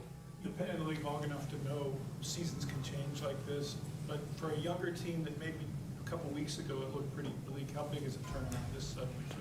Yeah, you know, that's a great question. Honestly, I don't think it was bleak. You know, to be fair, I think this is what happens in the NFL, man. You go through some tough stretches, and you said it. We're a young team, but we got a lot of veterans, and guys who've been through this type of stuff know that you just got to keep plugging at it. You got to keep working, keep believing. You're never out of it. You know, again, we got a long ways to go. A 6-game stretch now, going you know, down the stretch, and every game's going to feel like a playoff game. Every game's going to count. We're learning lessons. I'm still learning lessons at my age, and we're all learning. So we just got to take it all in stride and keep going. The The pass to JSN to set up your first touchdown looked like they were blitzing on that play. Yeah. Is that just kind of the perfect play call, or did you guys? Perfect play call, man. Perfect play call. They were in a zero blitz. We were in empty, a 4x1. I'm looking at it like, should I check out? And I'm like, nah. I mean, if these guys engage, we should. If I can get the ball to Jackson, it should be a big hit right behind him. And I thought the line did a great job at bluffing and then getting up the field. Jackson obviously catching the ball, had to break one tackle, and then being explosive like he is. You said they don't blitz a lot, but they were bringing corners and safeties and linebackers. They were mixing in sim pressures against you guys first half. What did you see starting to change a little bit once you guys had those first 4 drives out of the way? Able to take care of that a little bit better, because I think you were sacked 4 times those first couple drives. Yeah, I mean, a couple of them were, just a 4-man rush. And, they got to me maybe once or twice with the sim pressure. I can think about the one backed up. They got to me on that one. But for the most part, it was just, us handling the 4-man rush and the twist and the stunt games. And once we got that, figured out, I thought we were better in protection. They did call a couple cover zeros, a couple that, cost them ultimately. And, then they started to check out of the zero. So, I mean, it's always that game of cat and mouse, and that's what I love. That's what I love about playing quarterback is, we get the chance to make the right call at the right time and help our team. What do you think of Kobe Bryant's ode to Marshawn Lynch in the end zone? Man, please don't fine him, NFL. Let him keep his money. I thought that was great, man. I thought he did a great job jumping that route, 4th down. And then as I'm watching him run down the sideline, I'm like jumping out of my seats. I tried to run down there and meet him, but just how hard he's working. He's the type of guy who loves football. He's always around the ball making plays, and for him to make that play right there, I know it's a special moment for him. Obviously there was what was at stake with first place on the line in the division, but what did it mean to get this win, just given everything that was going on in the city and what you guys went through at your headquarters this week? Yeah, I mean, it was huge, man. I know our city was hurting for a couple of days without power, and that's funny because they were electric today, and I felt like they really brought the juice for us, and we wanted to repay our fans. We always want our fans to, be excited and be happy for our team, and the more we win, the more that builds. So we got to keep this thing going. What was the mood like in there, like for you guys to snap the 4-game losing streak here at home and kind of get this one in this way? Yeah, I think the guys were excited. Everyone's excited, but Kobe said it best, man. It's time to get back to work. We got another big game coming up. We got to fly out, East Coast, and we got to be prepared. It's the NFL. Every team's going to be good. They're all going to be trying to get wins, and we got to come out flying next week. Anything else? Thank you, sir. Thank you, guys. So, Kobe, at what point of that return did you decide you were going to do a Marshawn? Yeah. Well, actually, I talked to my dad and my brother before every game, and I just sensed the energy from those two before the game. And I told them, like, once I get a pick 6, I was doing that just because, we were playing the Cardinals and everything, so. What are you going to do with the ball? Okay, you still have the ball in your hands? Yeah, I definitely still have the ball. It's actually my mom's birthday, so what a coincidence, and I'm going to give it to her as one of her gifts, so. What was that sequence like? You guys get the stop on what you think is 4th down, take a timeout because I think probably because of the defensive alignment, and come back and kind of make that play that you do. How was that sequence like? Just, that we're willing to, play every snap. We can only control what we can control and go out and execute every snap as well as we can and just keep going. How gratifying has this been for you personally, just stepping into the starting lineup, playing the way you have been after the injuries and whatnot last season? Yeah, I just give all credit to God. All that I've been through. I've always held my head down and just keep working. I never doubted myself. My teammates believed in me. The coaches believed in me and just took full advantage of, the opportunity. And then Jenkins comes off IR and you're still starting. You still believe. Did that send you another message? Just, like I said, I'm willing to control what I can control. Jinx is a great player, great leader. He's always been supportive since I've been on the field, and so I'm extremely appreciative for that. In the moment, did you see at all what the play Devin made on that play to kind of force Kyler? Yeah. Kind of the pivot he made. Yeah, definitely. I heard he came in here and said he wasn't, he did something on the return, but just thanks to him, I actually want to give him a huge shout out. He's been blocking extremely well on like every pick. So I seen, the guy was about to tackle me, and I just seen Spoon come out of nowhere and block, and then the rest of those guys blocking, building a wall for me, and they were on my head about sliding last time, so I had to score that one. What does it do for the entire defense when you have a 185-pound corner that is going to the whistle and sometimes beyond the whistle, making plays like that beyond just the roles of being a quarterback? Where you're going to block and stuff like that. Everybody, we all speak extremely highly of him. He's a dog, man. He's like one of my favorite players that I've played with. Just the energy he brings. We're always on the same page. He always vouches for me, and the same goes for him. It's excited to have him out there.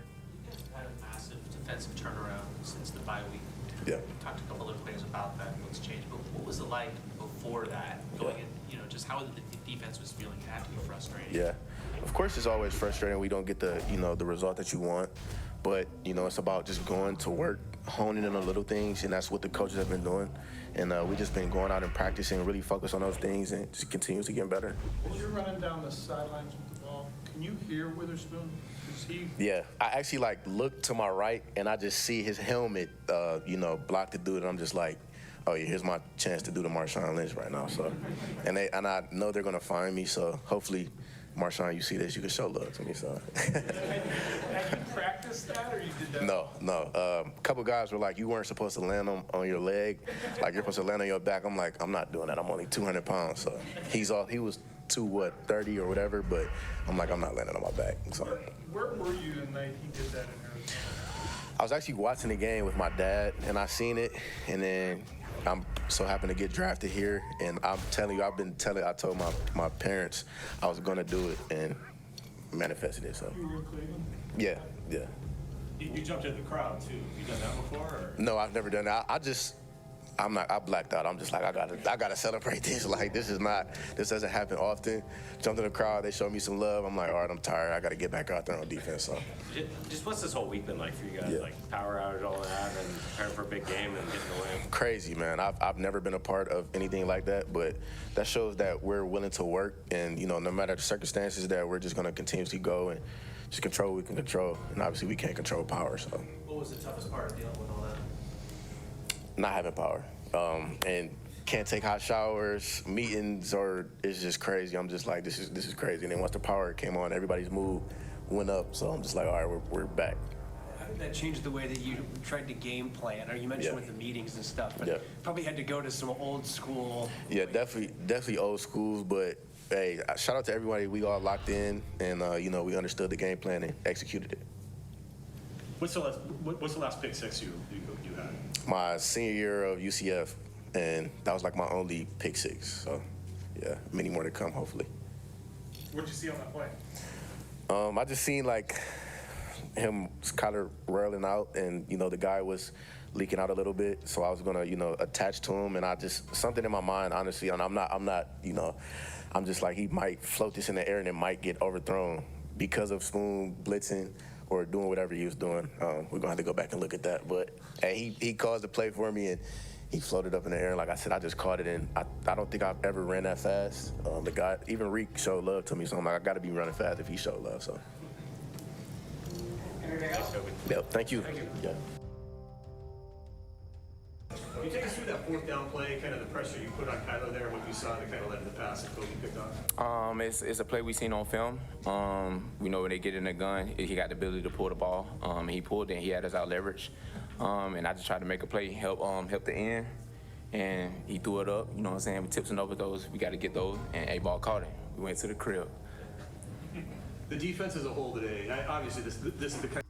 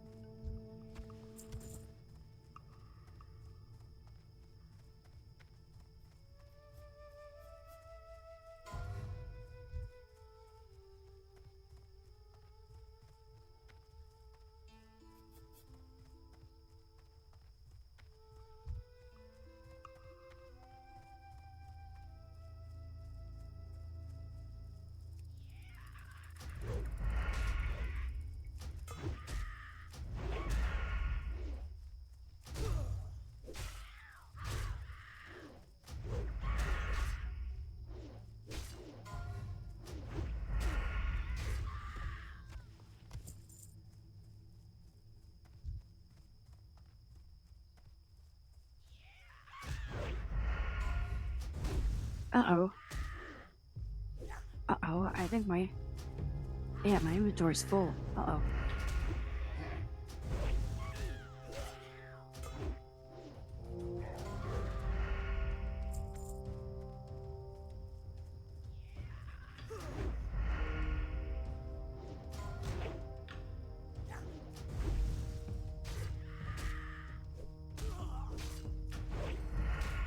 Either watch out on Slayer mobs. Mobs with the name Slayer, and they'll execute, and they'll kill you at less than 20%.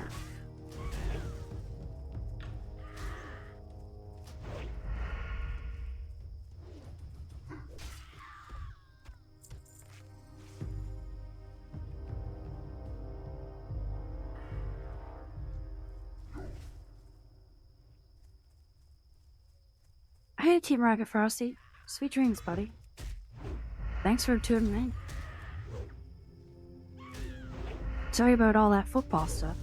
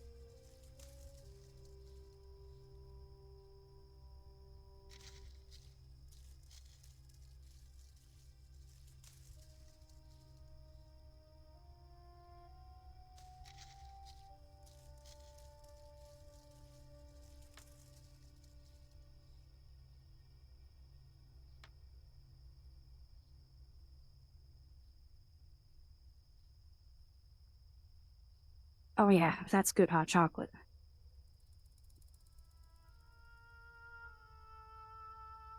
That's really good hot chocolate.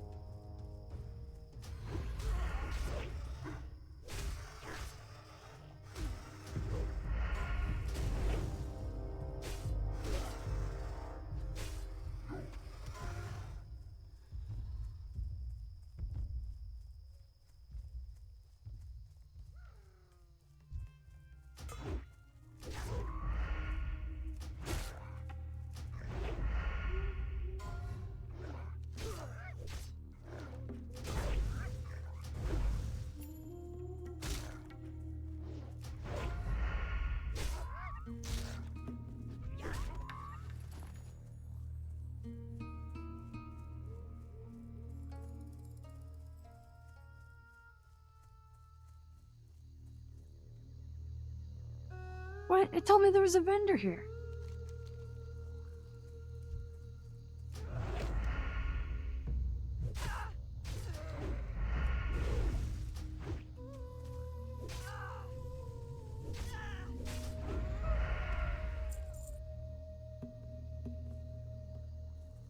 There's no fucking vendor here, pardon my French.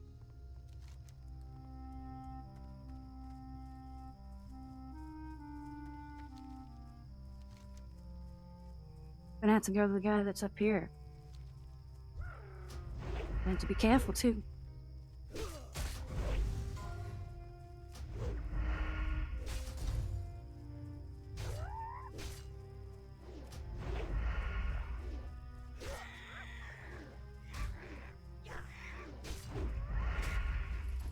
Okay. Relax, relax, relax. I'm gonna just follow. How lovely is that? Jalen's bait.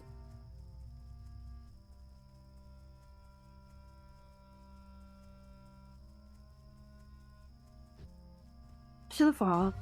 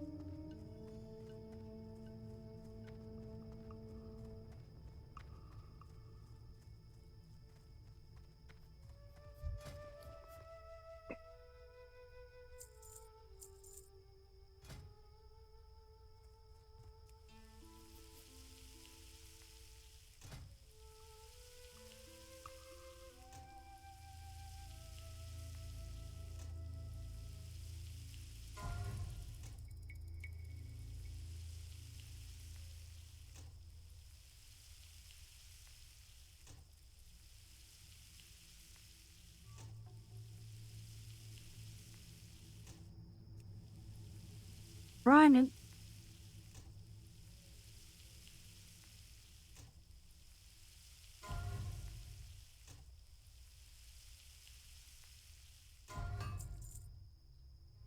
Alright, I got a vendor.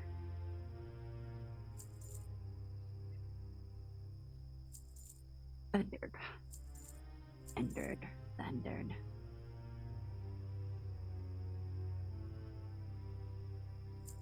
Vendered. To manage as a vendor. Oh, and I'm gonna have to make sure to grab my improved first aid later on. Chat told him to forget about that.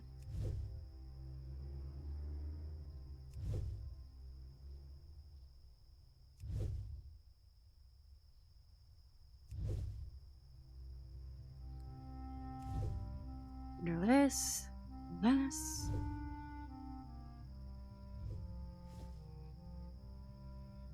Core stem. Okay, those are stone spores. I don't need these.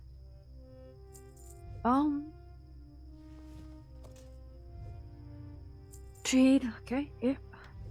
Perfect. Just keep that. The cell.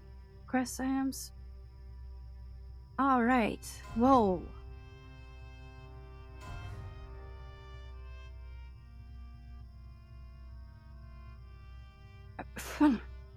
I might actually just buy that sword.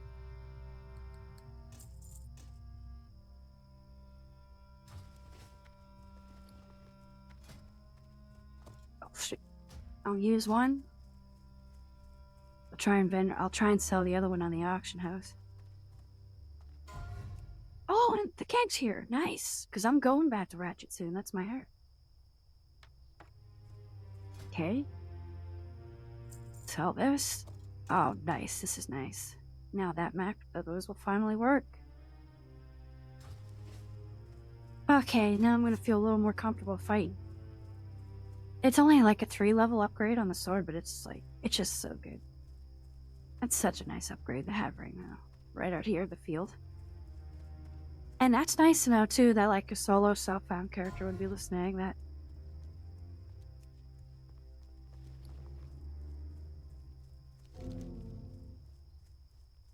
quest log is full. Is there anything else I can abandon? I don't need that one. Get that, someone to share that with me.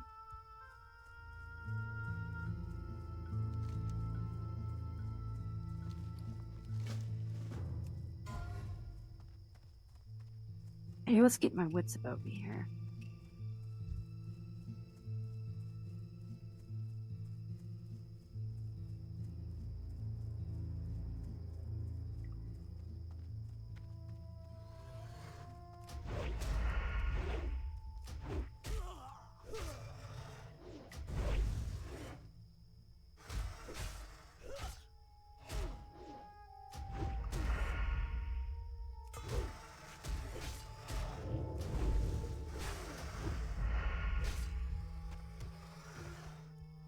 Not gonna mess around too many of those guys.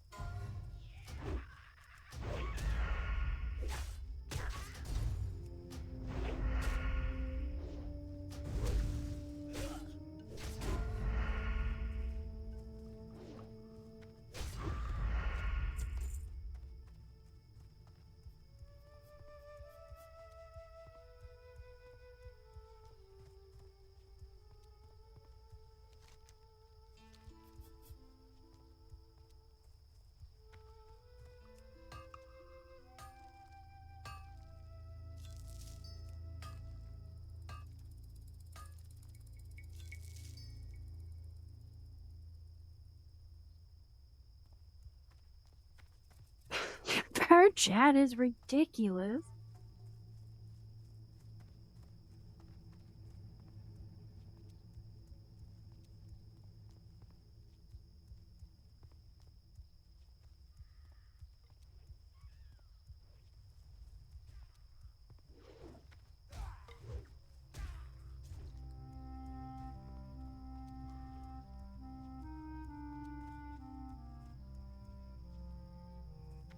Our guild chat is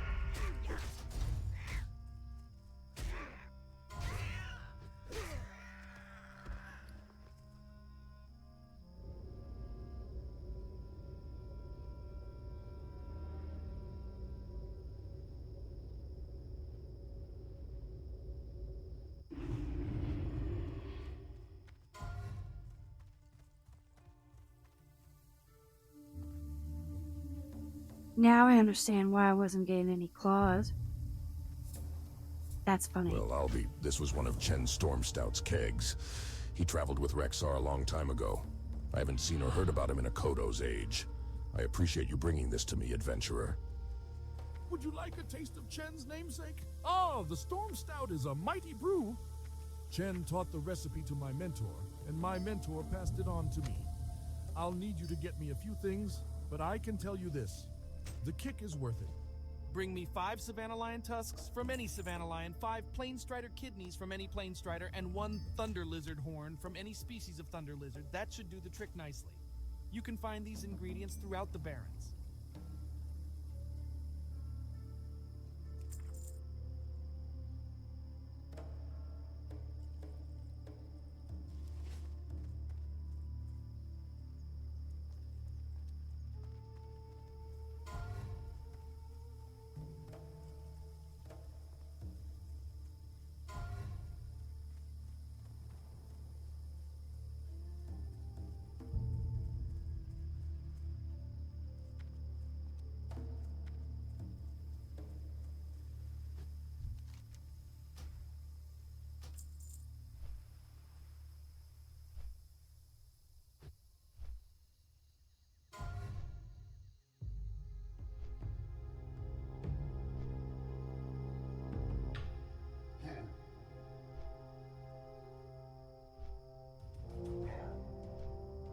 What a stupid kill. What a stupid kill, chat. Jeez Louise.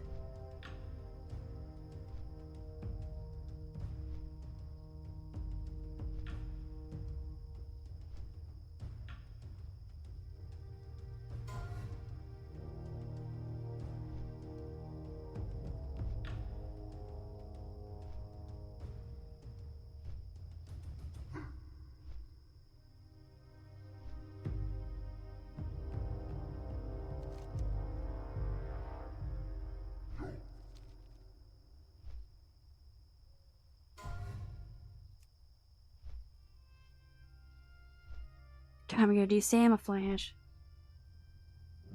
I hope my god doesn't get mad at me for passing all these quests in. Ah, yes, these are good specimens. Potent. I am forsaken, and we honor our contracts. Here is your reward, adventurer. I have rendered the spores you gave me into an emulsion. I must now send it to my associate, Apothecary Zama. If you were to carry this to her, she can offer you something from our stores of alchemical goods. She is in the Pools of Vision, a cave beneath the shamans of Thunder Bluff. The path to this cave is well hidden, but you may find it on the Spirit Rise Bluff. Do hurry. This emulsion will maintain its potency for only a short time, and must be resealed and processed before then. Have you ever been to Ashenvale to the north? The Horde has recently set up an outpost on the Zoram strand there, and we can always use some new recruits to help defend our new fronts. If you think you are up to it, see Kadrak in the Northern Barrens at the Watchtower. He is heading up the Ashenvale campaign and can give you further orders. Oh, these are nice. Real nice. Good job, adventurer. I look forward to seeing more of your work in the future. Adventurer back for more? Good, I like to hear that. This time I want you to assassinate some of the Harpy lieutenants in the Dry Hills. Only Witchwing Slayers can be lieutenants, and you can tell them apart by the rings they carry. They are a nasty bunch, but they lead some of the underlings in that area. Taking out 6 of them will be a decisive strike against their matriarchy. Make sure they die painfully, adventurer. We want those Harpy wenches to know the idiocy of picking fights with the Horde. You found a fissure in the earth with gases bubbling from it. Strange. This may be an answer to our questions, but we cannot yet be sure.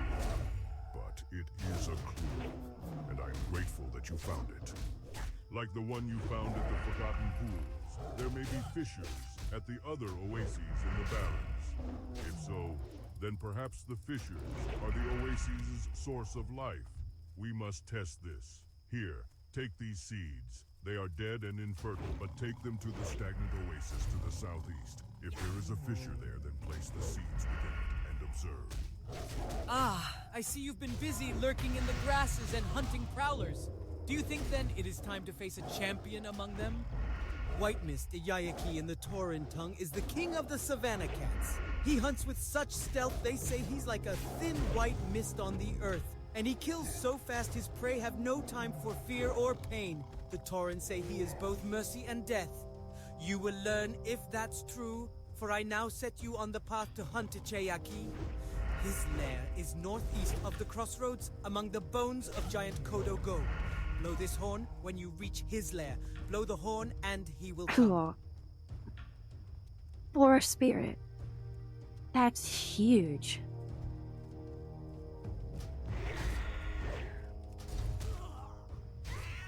I'm really glad that I found Chen's tank or keg, because I kept getting notifications to kill these guys, and it's like, for what? Like go up a little further there to actually give me experience points. Oh jeez, it's a long way to the Harpy Den.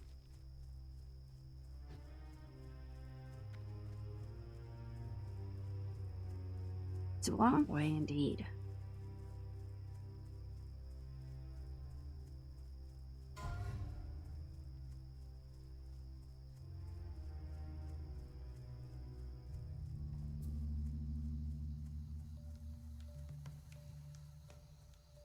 Die too?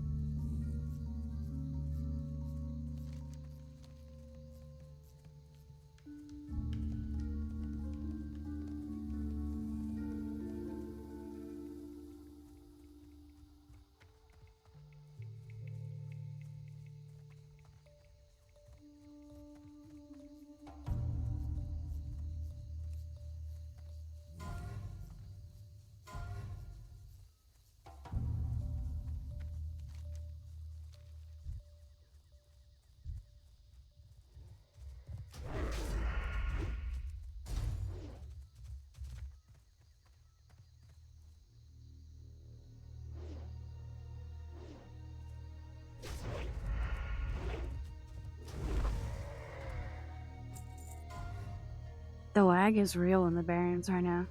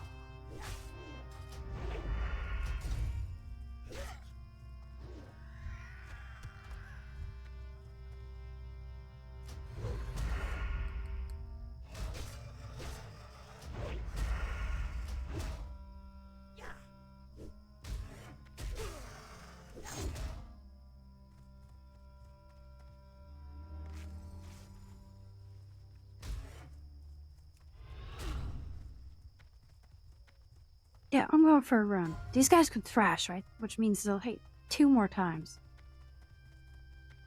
So they get 3 hits at once. It's not something I want to deal with right now.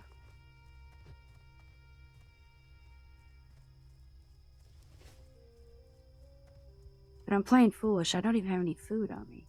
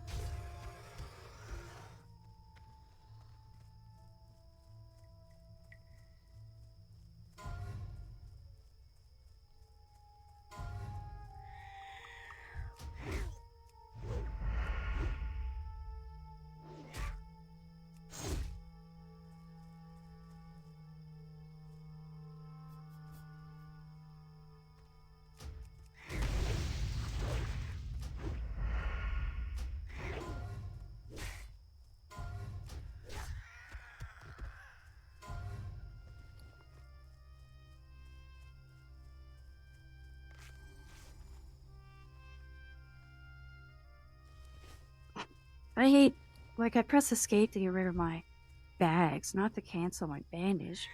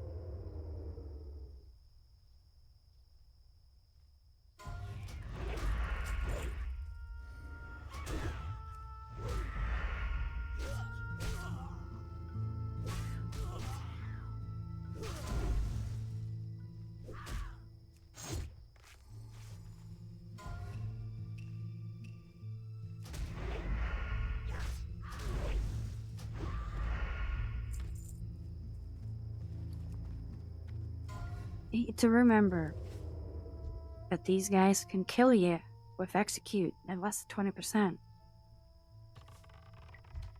I'm gonna join up with this guy. You'll let me?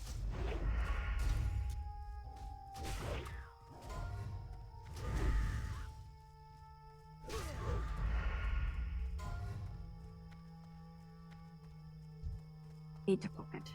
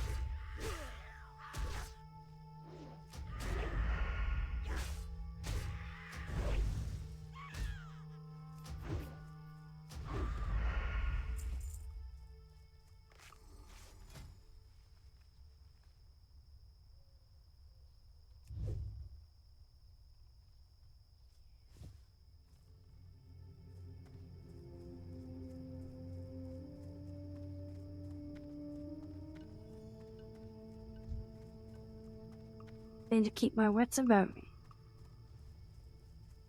And I'll be alright.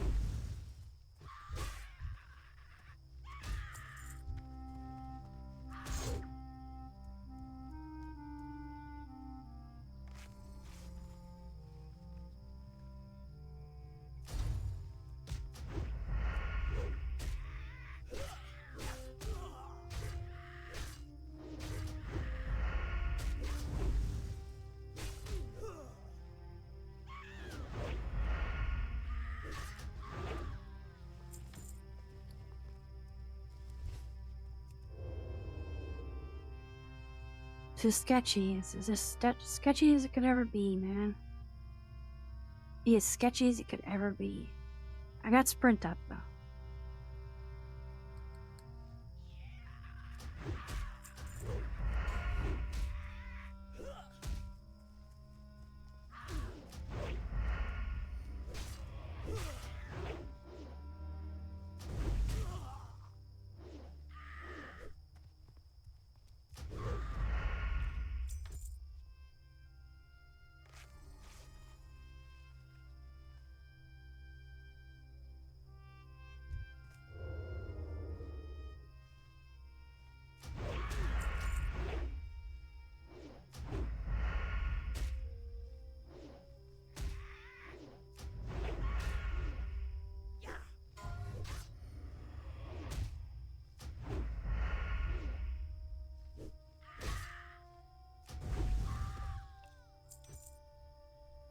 Oh my god, one more.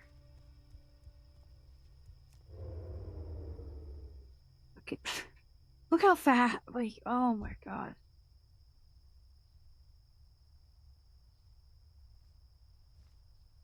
I'm pretty good now.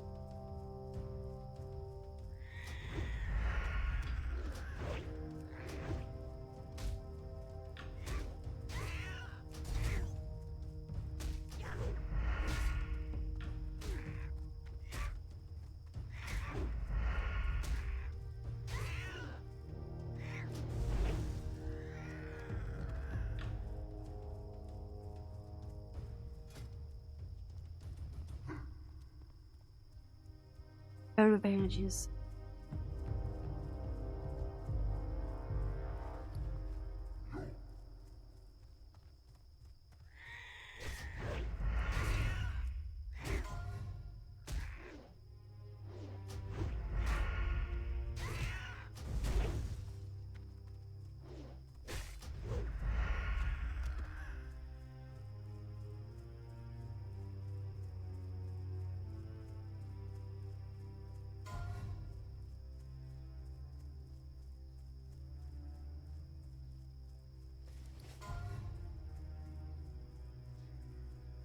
Haven't cleared the bags anyway. Oh, where's the bags? Then I'll walk over to my bank cart right quick. Then I'll just manage my bank right fast. That won't take 2 seconds. Then I'm on to the camouflage.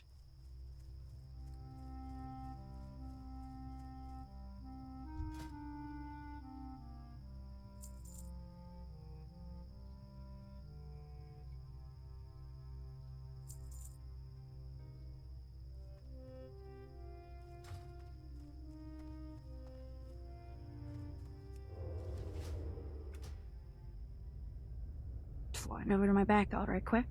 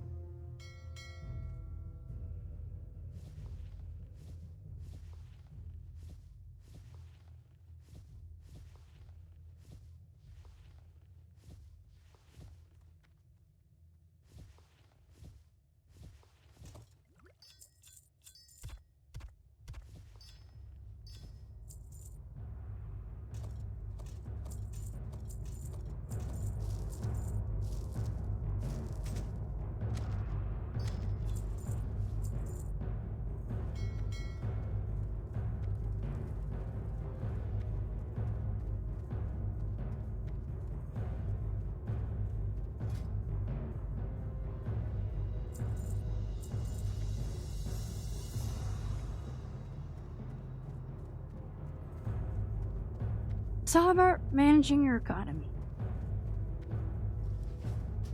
It's a huge part of World of Warcraft. Ooh, deviant fish sold.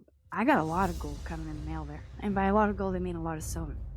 Do I have over 1 gold coming? I don't think so. However, my most precious thing that I possess is my Goldstargirl. One bringing in all the wealth right now.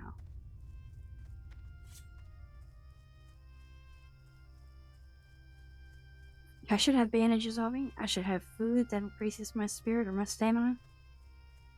But I've just been raw dogging it. Because I'm a very good player. And I can handle myself out here. But I'm realizing quickly that if I had spent a little more time preparing, this would be a lot more efficient. Like, I'm so scared. A frickin' Tauren just spooked me. Like, seeing a Tauren coming out of nowhere, just like, any help? No, he's good.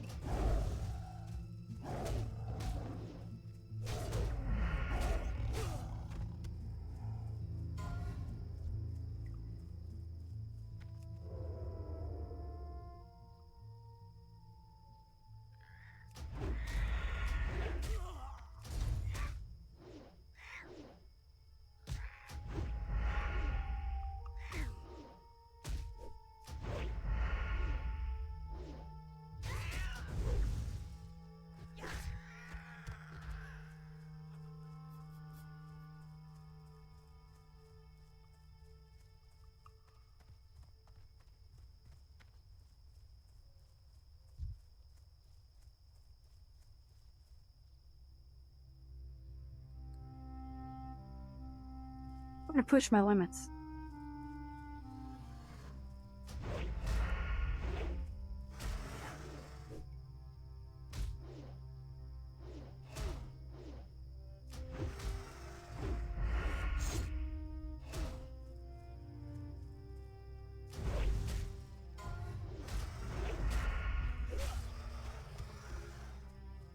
Got it.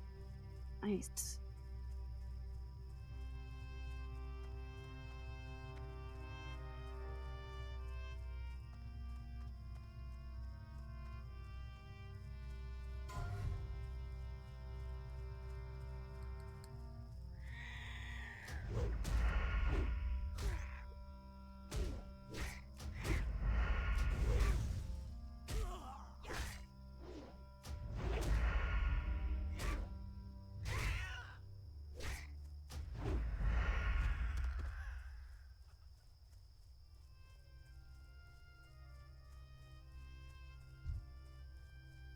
Oh, nice. These guys.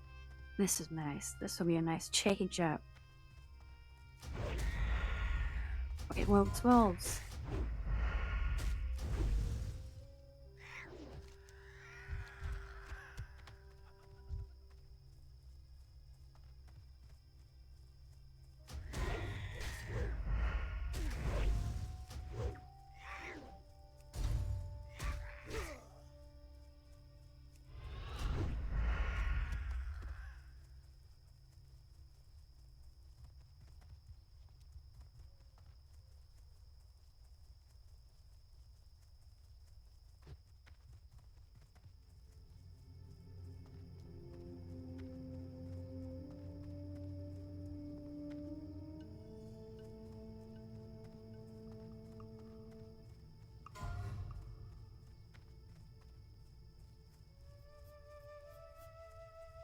In front of you. There they are.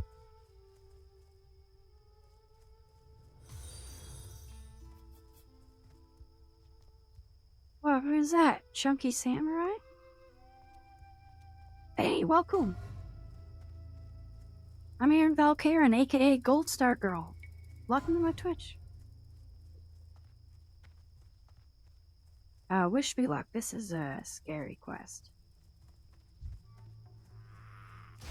But I think I'm... Yeah, please. I'm at a very good level for this. If I get EXP from this, I'll be level 18.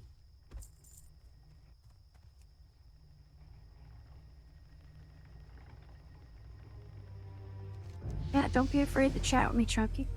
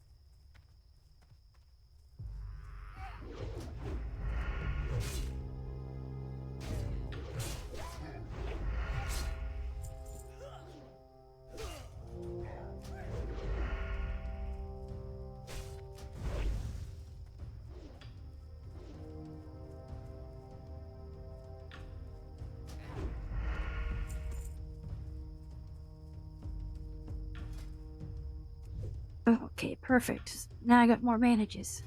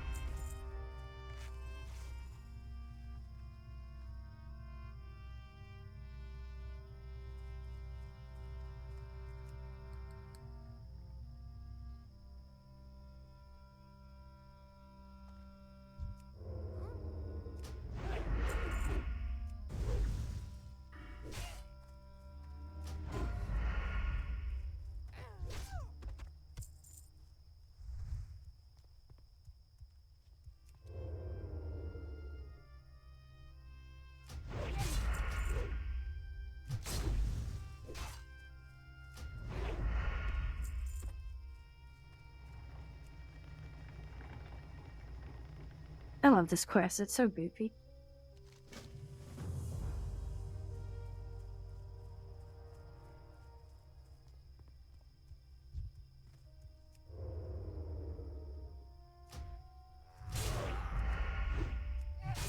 Survival guide's doing well though for me. I'm at a great level to be fighting these guys.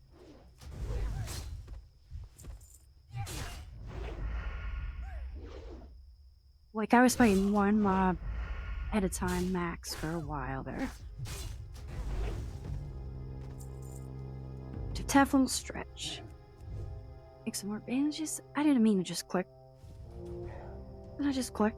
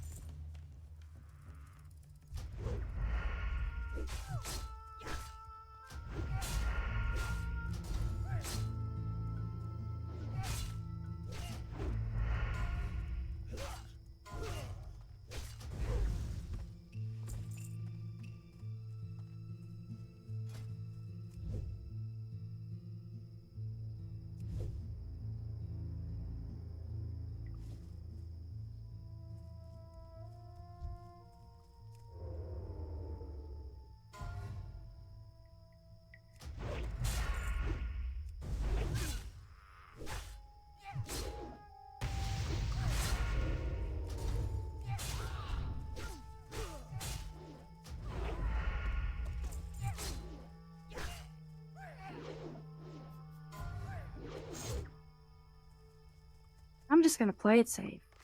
Actually, no, I'm gonna kill him.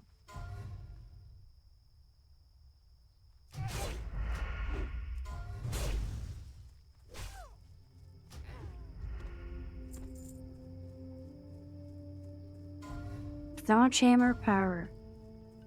Nice.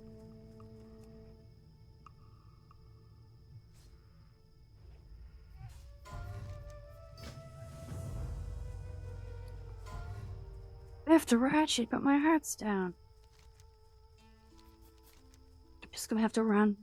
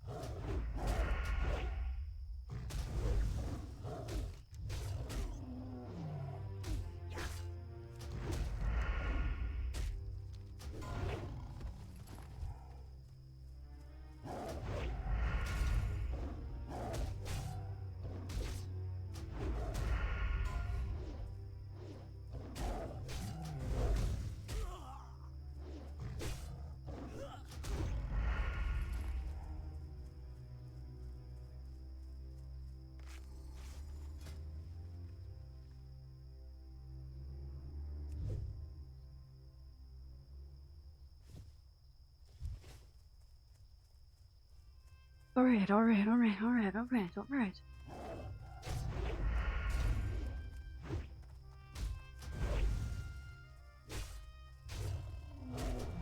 Want any trouble?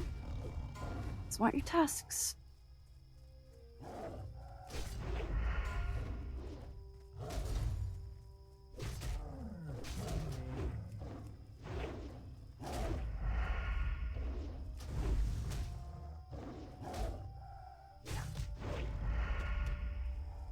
Got it.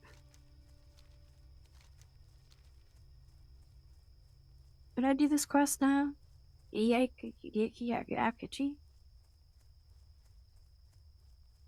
Kinda scared that he'll kill me, to be honest.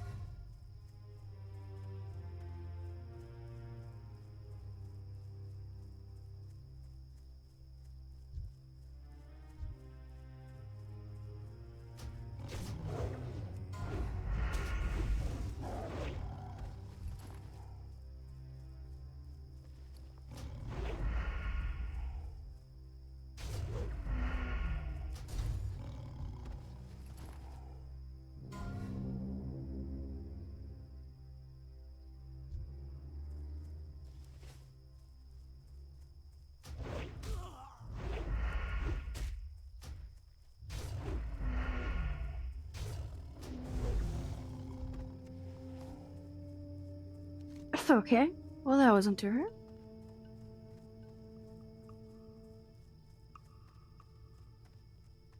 Doing pretty good, guys. I'm doing pretty freaking good right now. Then head back to Ratchet, and then I can go do some fishing and level my lockpicking.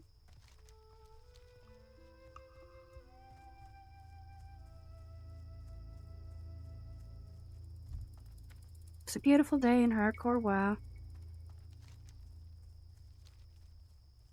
Worst thing that can happen is my character dies and I lose it all. It's the worst thing that could happen. Aside from that, everything's all good. It's just nice because, like, WoW, like, it was so immersive when I first got in it, but there's so many more things in the past 20 years in the reality of someone's, like, daily activity that will distract them from a good video game. So the fact that you literally cannot be distracted while playing this, it brings back this sense of immersion that I haven't really felt since 2005.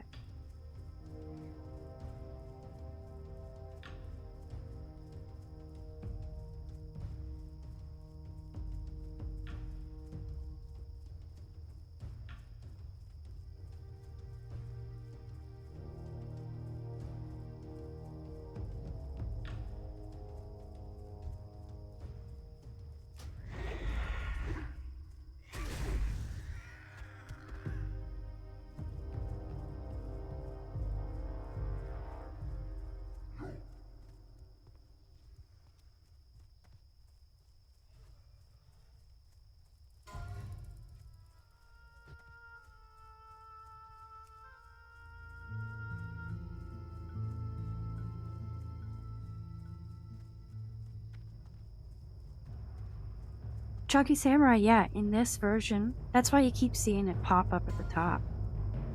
Like Dunkin' Donuts, the undead mage has been slain by a Voidwalker minion at level 13. So this is the classic version of... See, this guy's dead. So this is the classic version of WoW. You got rid Vanilla, of the raptors. Thank you, adventurer. You are adventurer but it's an of official server. You may...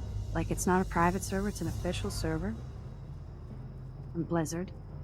And it's hardcore, so it's hardwired into the game that when you die, your character dies. Like forever. You lose everything that's on the character, like that would lose all these items, and I would lose all the money. But I can mail money to other characters and stuff like that, so I won't lose all my resources if I die. You've beaten Echayaki, and though his days of hunting are I'll over, lose his a spirit lot of is effort. with you. He will show you the strength found in subtlety and the honor in mercy. Your path is still long, adventurer. Let's hope you stride it well. Now, adventurer, Thank you. the hunt deepens. Now you must defeat your prey and then find your way to its lair. Hunt the Sunscale raptors to the south, slay them, and remove the feathers they wear. Place the feathers on the Scytheclaw nest southwest of the stagnant oasis. Show their brethren you do not fear them.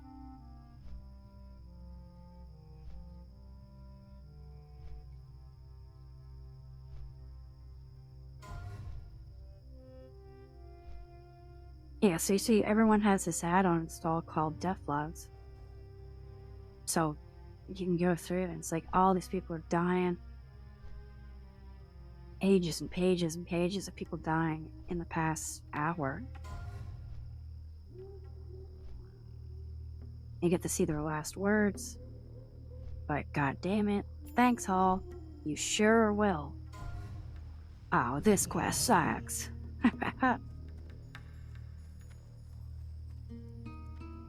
Director Riddlevox put me in charge of the Union's Shredder development program. A few months on the job and I'm already in hot water. I could use your help, adventurer. This is... interesting. Yes. I'll have it sent along to the Tinkers Union headquarters in Undermine. I'm sure after some careful dissection and research, they'll be able to make some sense of it. But perhaps I'll have a little look myself first. I think I might have broken that Samoflange. That's not good because I already told some colleagues in Undermine about it, and they were very intrigued. We must find a way to fix it. Take the broken Samoflange to Weniki Bolt Bucket, just south of Morshan Rampart, the Horde outpost between the Barrens and Ashenvale. She is very clever and inquisitive. If you show her the Samoflange, I've died, but not on this character, and not... So, World of Warcraft just celebrated its 20th anniversary. So on this server only went live on Thursday. So it's very fresh, it's very happening. It's very populated. All the big streamers are here. So no, I haven't had a character die yet. But I had to work the past couple nights and stuff. Like, I'm sure I would have had one of my characters die if I was playing more often. And that's the thing, I'll play on a couple other characters and do some, like, professions and stuff in the game off stream, but anytime I log into Goldstargirl, I'm going live on Twitch. That's just the reality of the situation. So it makes it it's a special character. Sent my ref to the crossroad.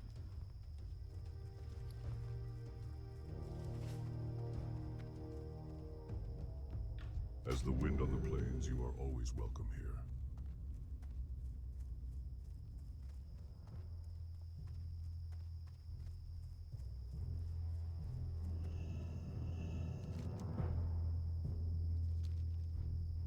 My Wind Riders are trained to fly quickly through the hot Barrens air.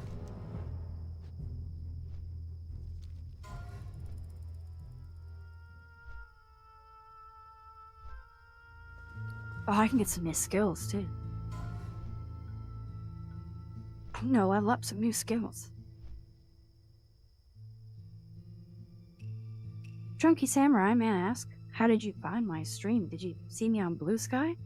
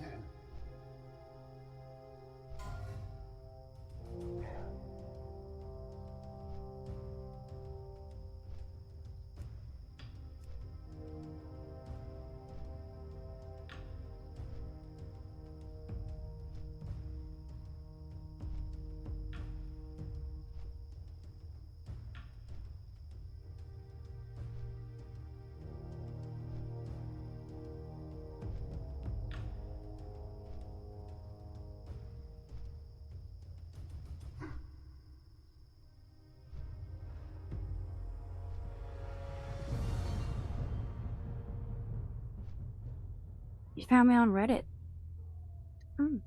Cool.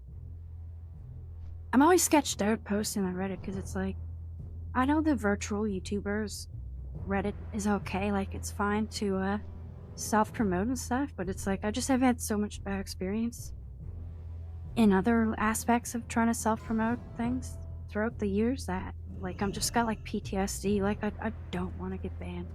It's like the first like actual supportive community I've ever seen on Reddit.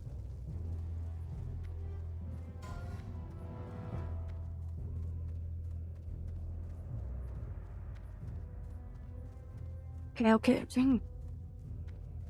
If we are to make these new lands ours, then we must have places to rest our battle-weary bodies. Lay your axe by the fire and share the stories of your mighty battles.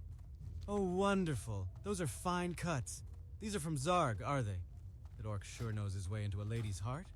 Oh, I can't wait to cook it, but not too much. Meat is best served rare, don't you think? I've written a letter of thanks to Zarg. Will you deliver it for me? If you've already been to the crossroads and spoken with their Windrider master, then you can fly a Windrider back there. Take my letter to Doras, the Windrider master of Orgrimmar, and speak with him about transport to the crossroads. You have to get this to the crossroads in the Barrens. Yeah, Yes, it's really I nice can and get chill. you there. My wind And then riders what do you are think trained to of fly my to many VTuber different model, places. Chunky As Samurai? Do you long as think you I'm have cute? already been to that place and spoken with the Wind Rider Master there. You have been to the crossroads and spoken to their Wind Rider Master Devrak. So now you can fly directly to him from here. Once you're at the crossroads, you can deliver Grishka's letter to Zarg. Speak with me when you are ready to go.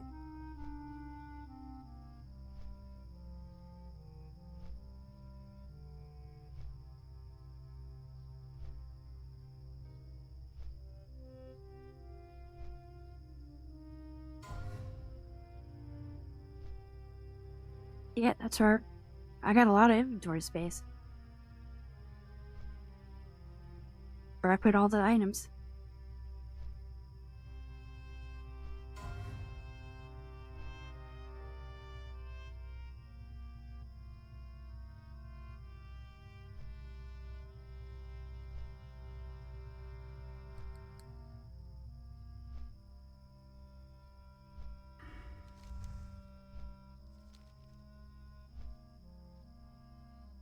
Oh, I forgot to trade my first aid while I was in town. Oh well.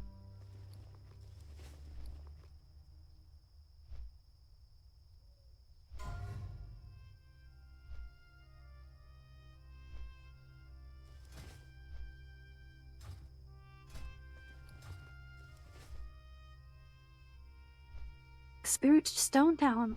I'm even gonna start sending me to Stone Talon soon.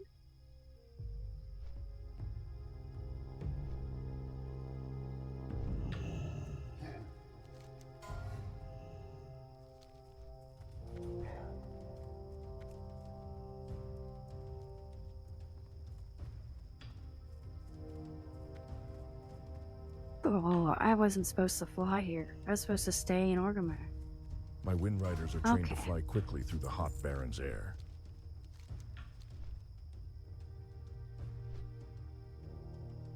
How did it come to be? Yeah, I did. I made the model myself. And if you go to my YouTube channel and follow me there, or sub there, or whatever, and or like just lurk and go look at Perky Smurf, the grind's going good, buddy. It's going good. There's been a little bit of backtracking, but aside from that, it's been good. But yeah, if you go to my YouTube channel, you'll see that. You can see the evolution of the model. Yeah, I made the rig, I made the model, and then I had a fan show up, and she just like loved my model so much and wanted to make me some equipment. So she made me some equipment, and that's why you see me wearing what I'm wearing. My God, Perky Smurf. That's so long. But we're gonna do it, guys. Because what happened was last year I started playing a lot, and I was playing hardcore, and people were coming in here, and we had a bit of a community starting up. And then I leveraged that to make my own guild in Season of Discovery. But then I stopped putting energy into my VTubing efforts, and I was putting all my energy into the guild. So it became a really good guild, but I'd kind of stalled out on being a VTuber. Because, for the most part, like, the VTubers that came to the guild and then the normal World of Warcraft player base, they didn't mingle so well.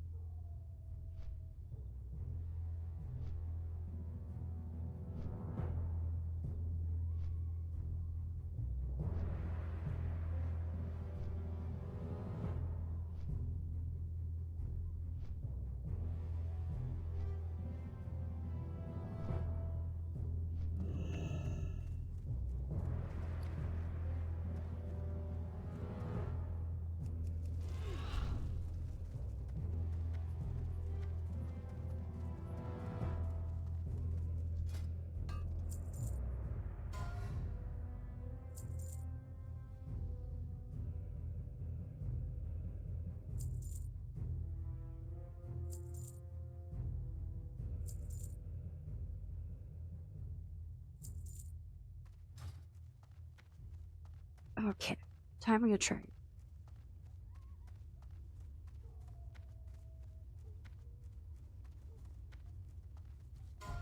Could have sworn I did train Picklock.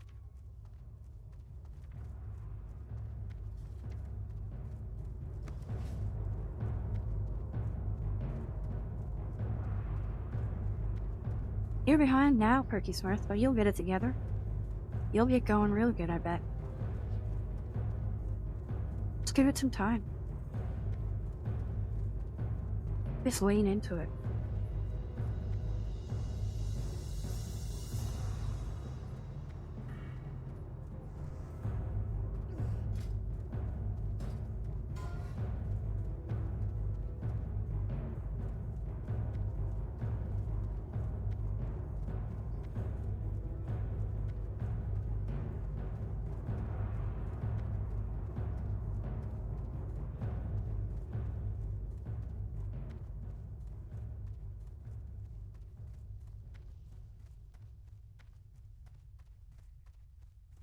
Looking for tank, for WC. I wish I could have a tank. Or I wish I could tank.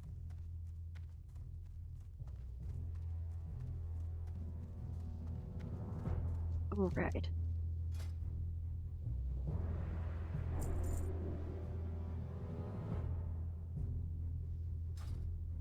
I did learn Picklock.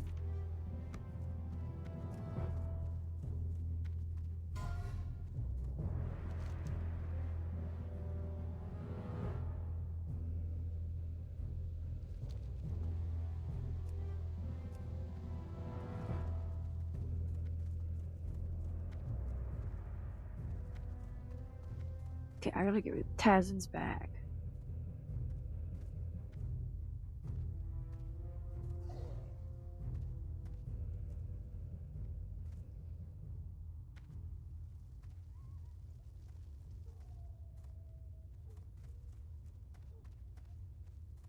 Similar to Diablo? Yeah, well, you know, they're made by the same company.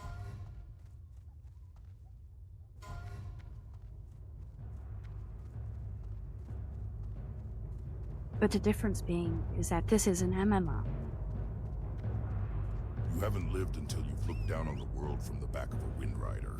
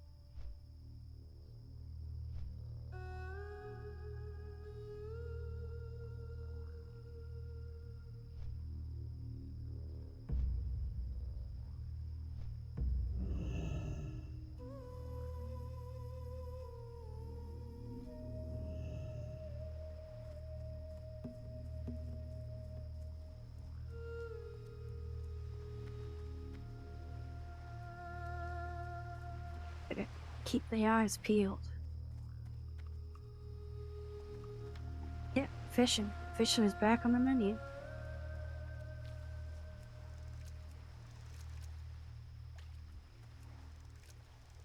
You don't know why I'm doing this? Oh my gosh. This is where the gold's at, baby.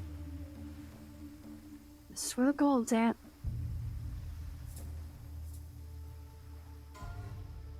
Everything I do in World of Warcraft is to get myself back to the point where I can fish.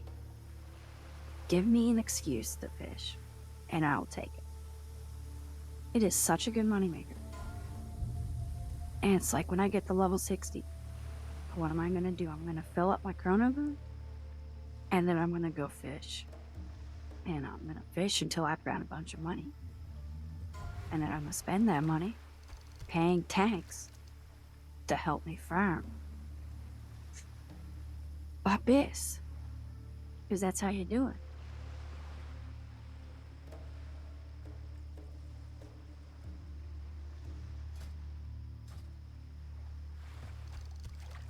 Nowadays, everyone just buys gold. That's another reason why hardcore WoW is like buying gold in hardcore WoW.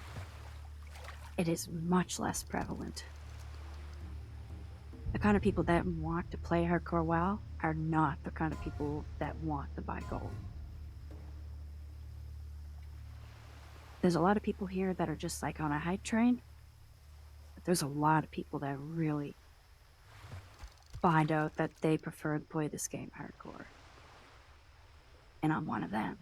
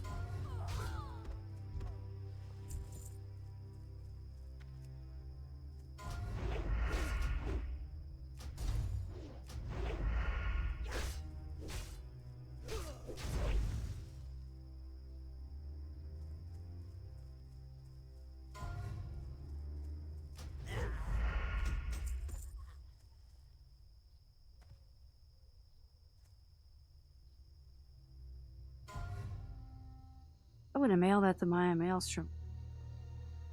Just the wear in town.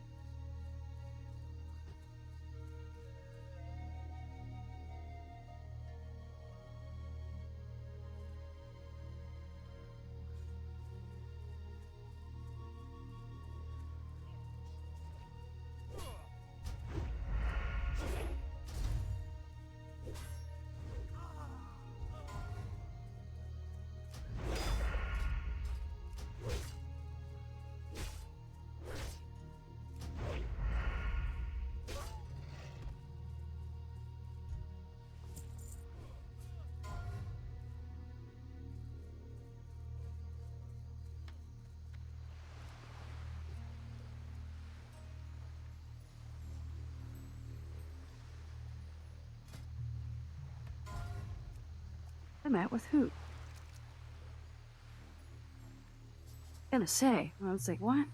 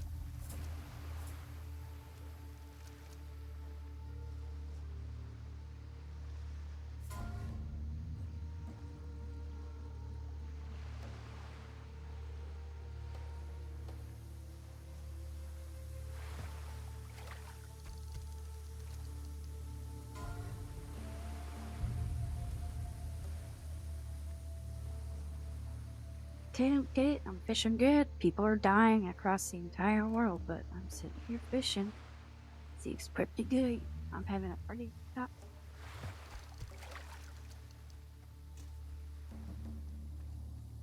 Because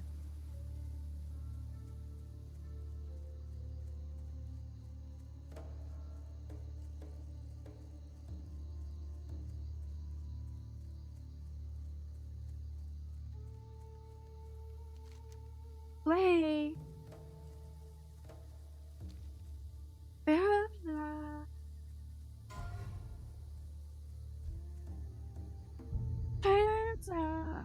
Arm.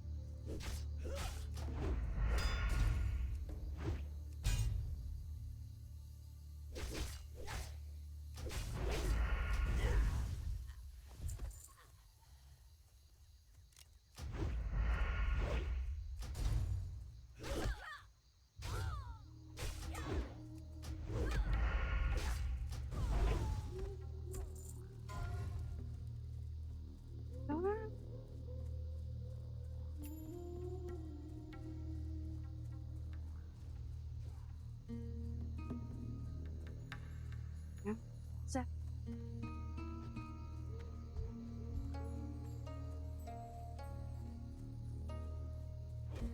What other games do I stream? Just Dota 2. I like Dota 2, and to be honest, I'm probably gonna start streaming Dragon Quest 3.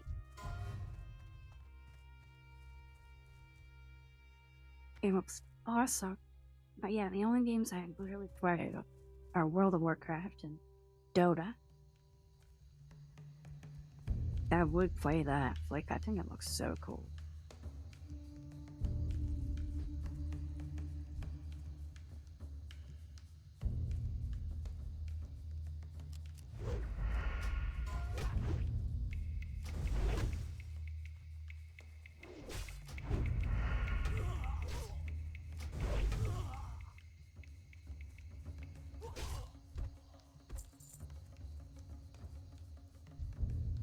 Castle. Come out to play.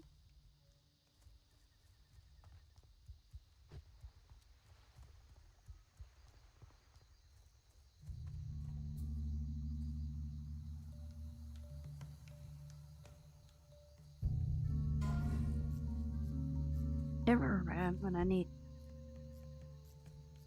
I never find them.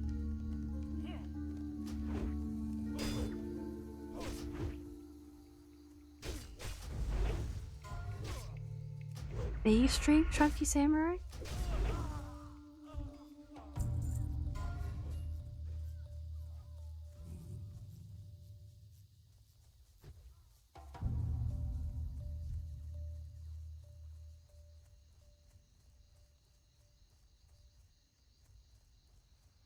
Who the hell's Taz?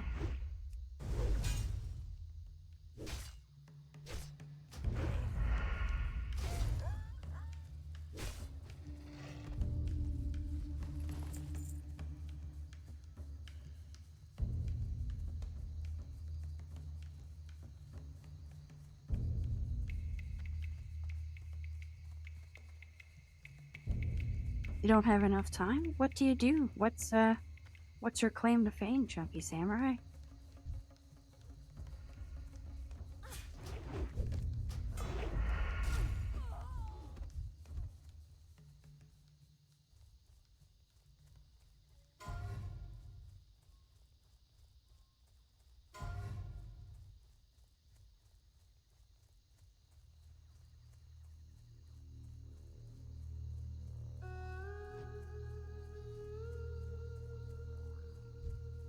I don't know.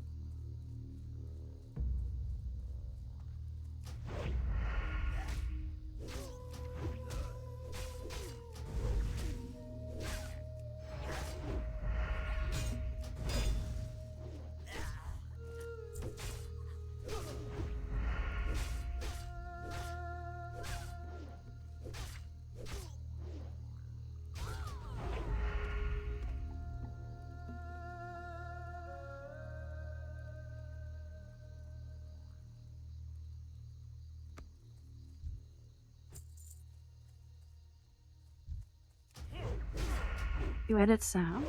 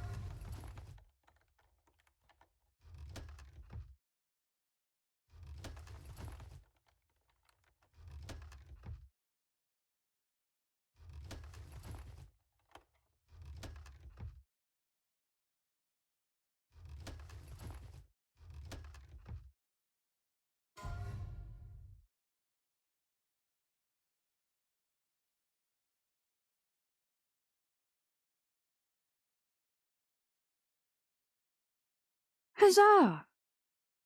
All right. Now it's time to complete this quest.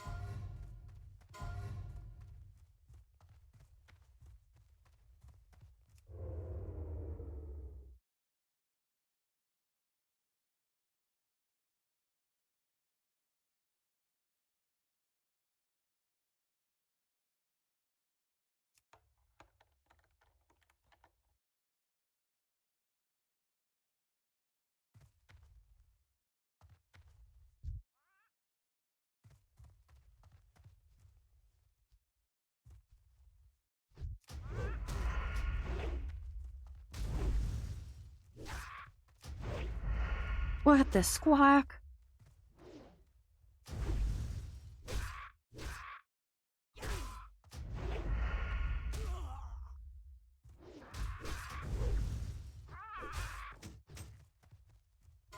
Got it. Oh.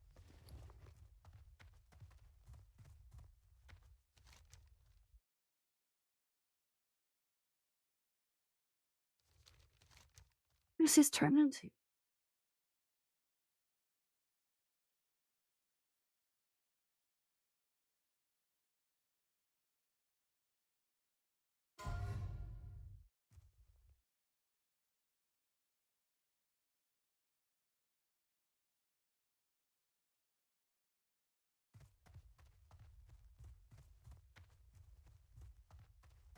Looks like I lockpicked that too soon. I'm gonna have to go kill Tazin again. What a life.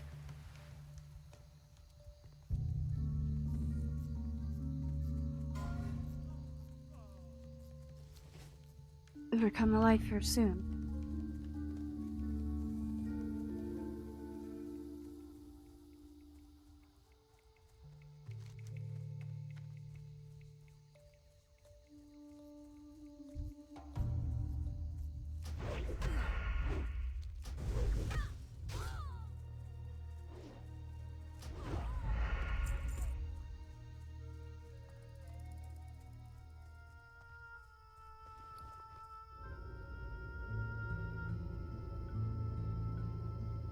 I guess we'll just find out what happens when I get there.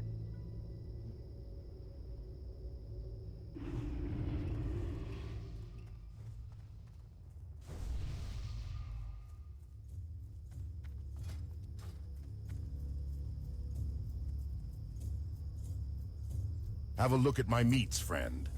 You won't want to go out into the Barrens without a good stock of provisions. I guess she liked it. Nothing brings red to a lady's cheeks like a big, juicy steak. Thank you, adventurer. You've done me a great service. Here is some money for your trouble. And don't be surprised if I invite you to my wedding.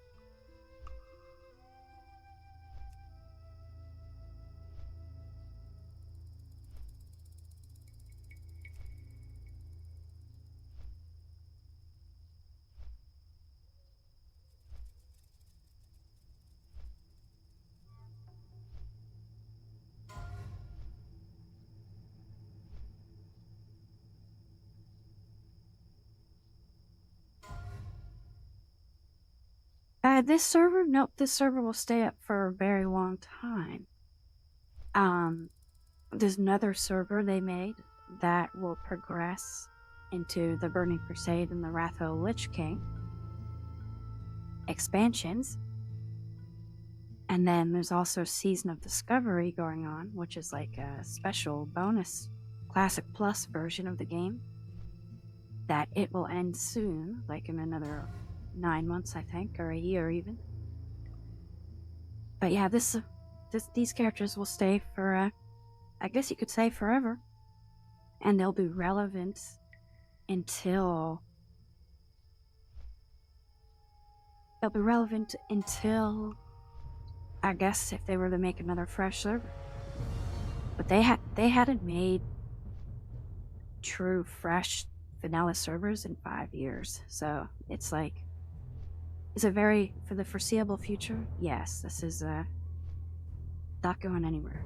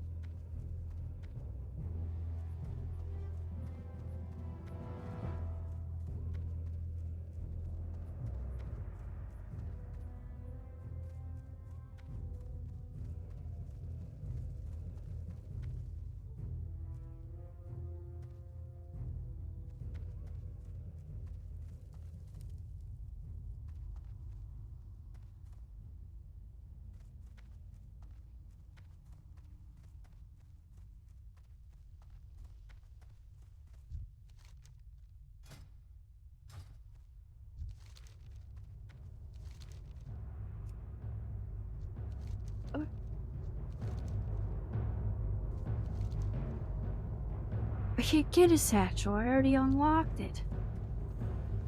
Ugh. I knew that was gonna happen. I was hoping they'd have a freaking workaround. Just too good at the game.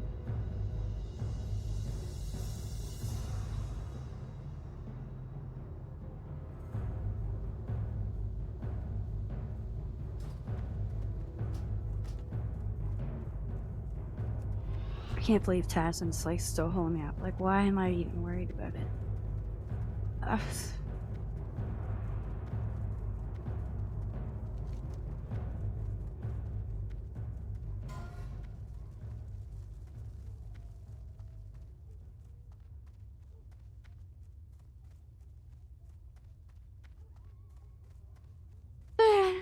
Oh well, whatever.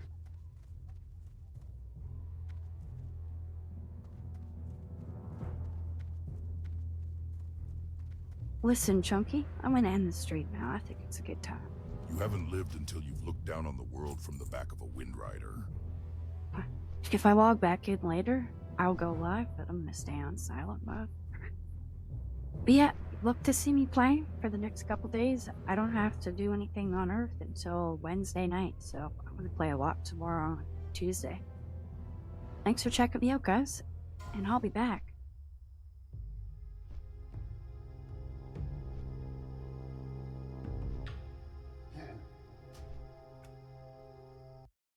Bye, good night.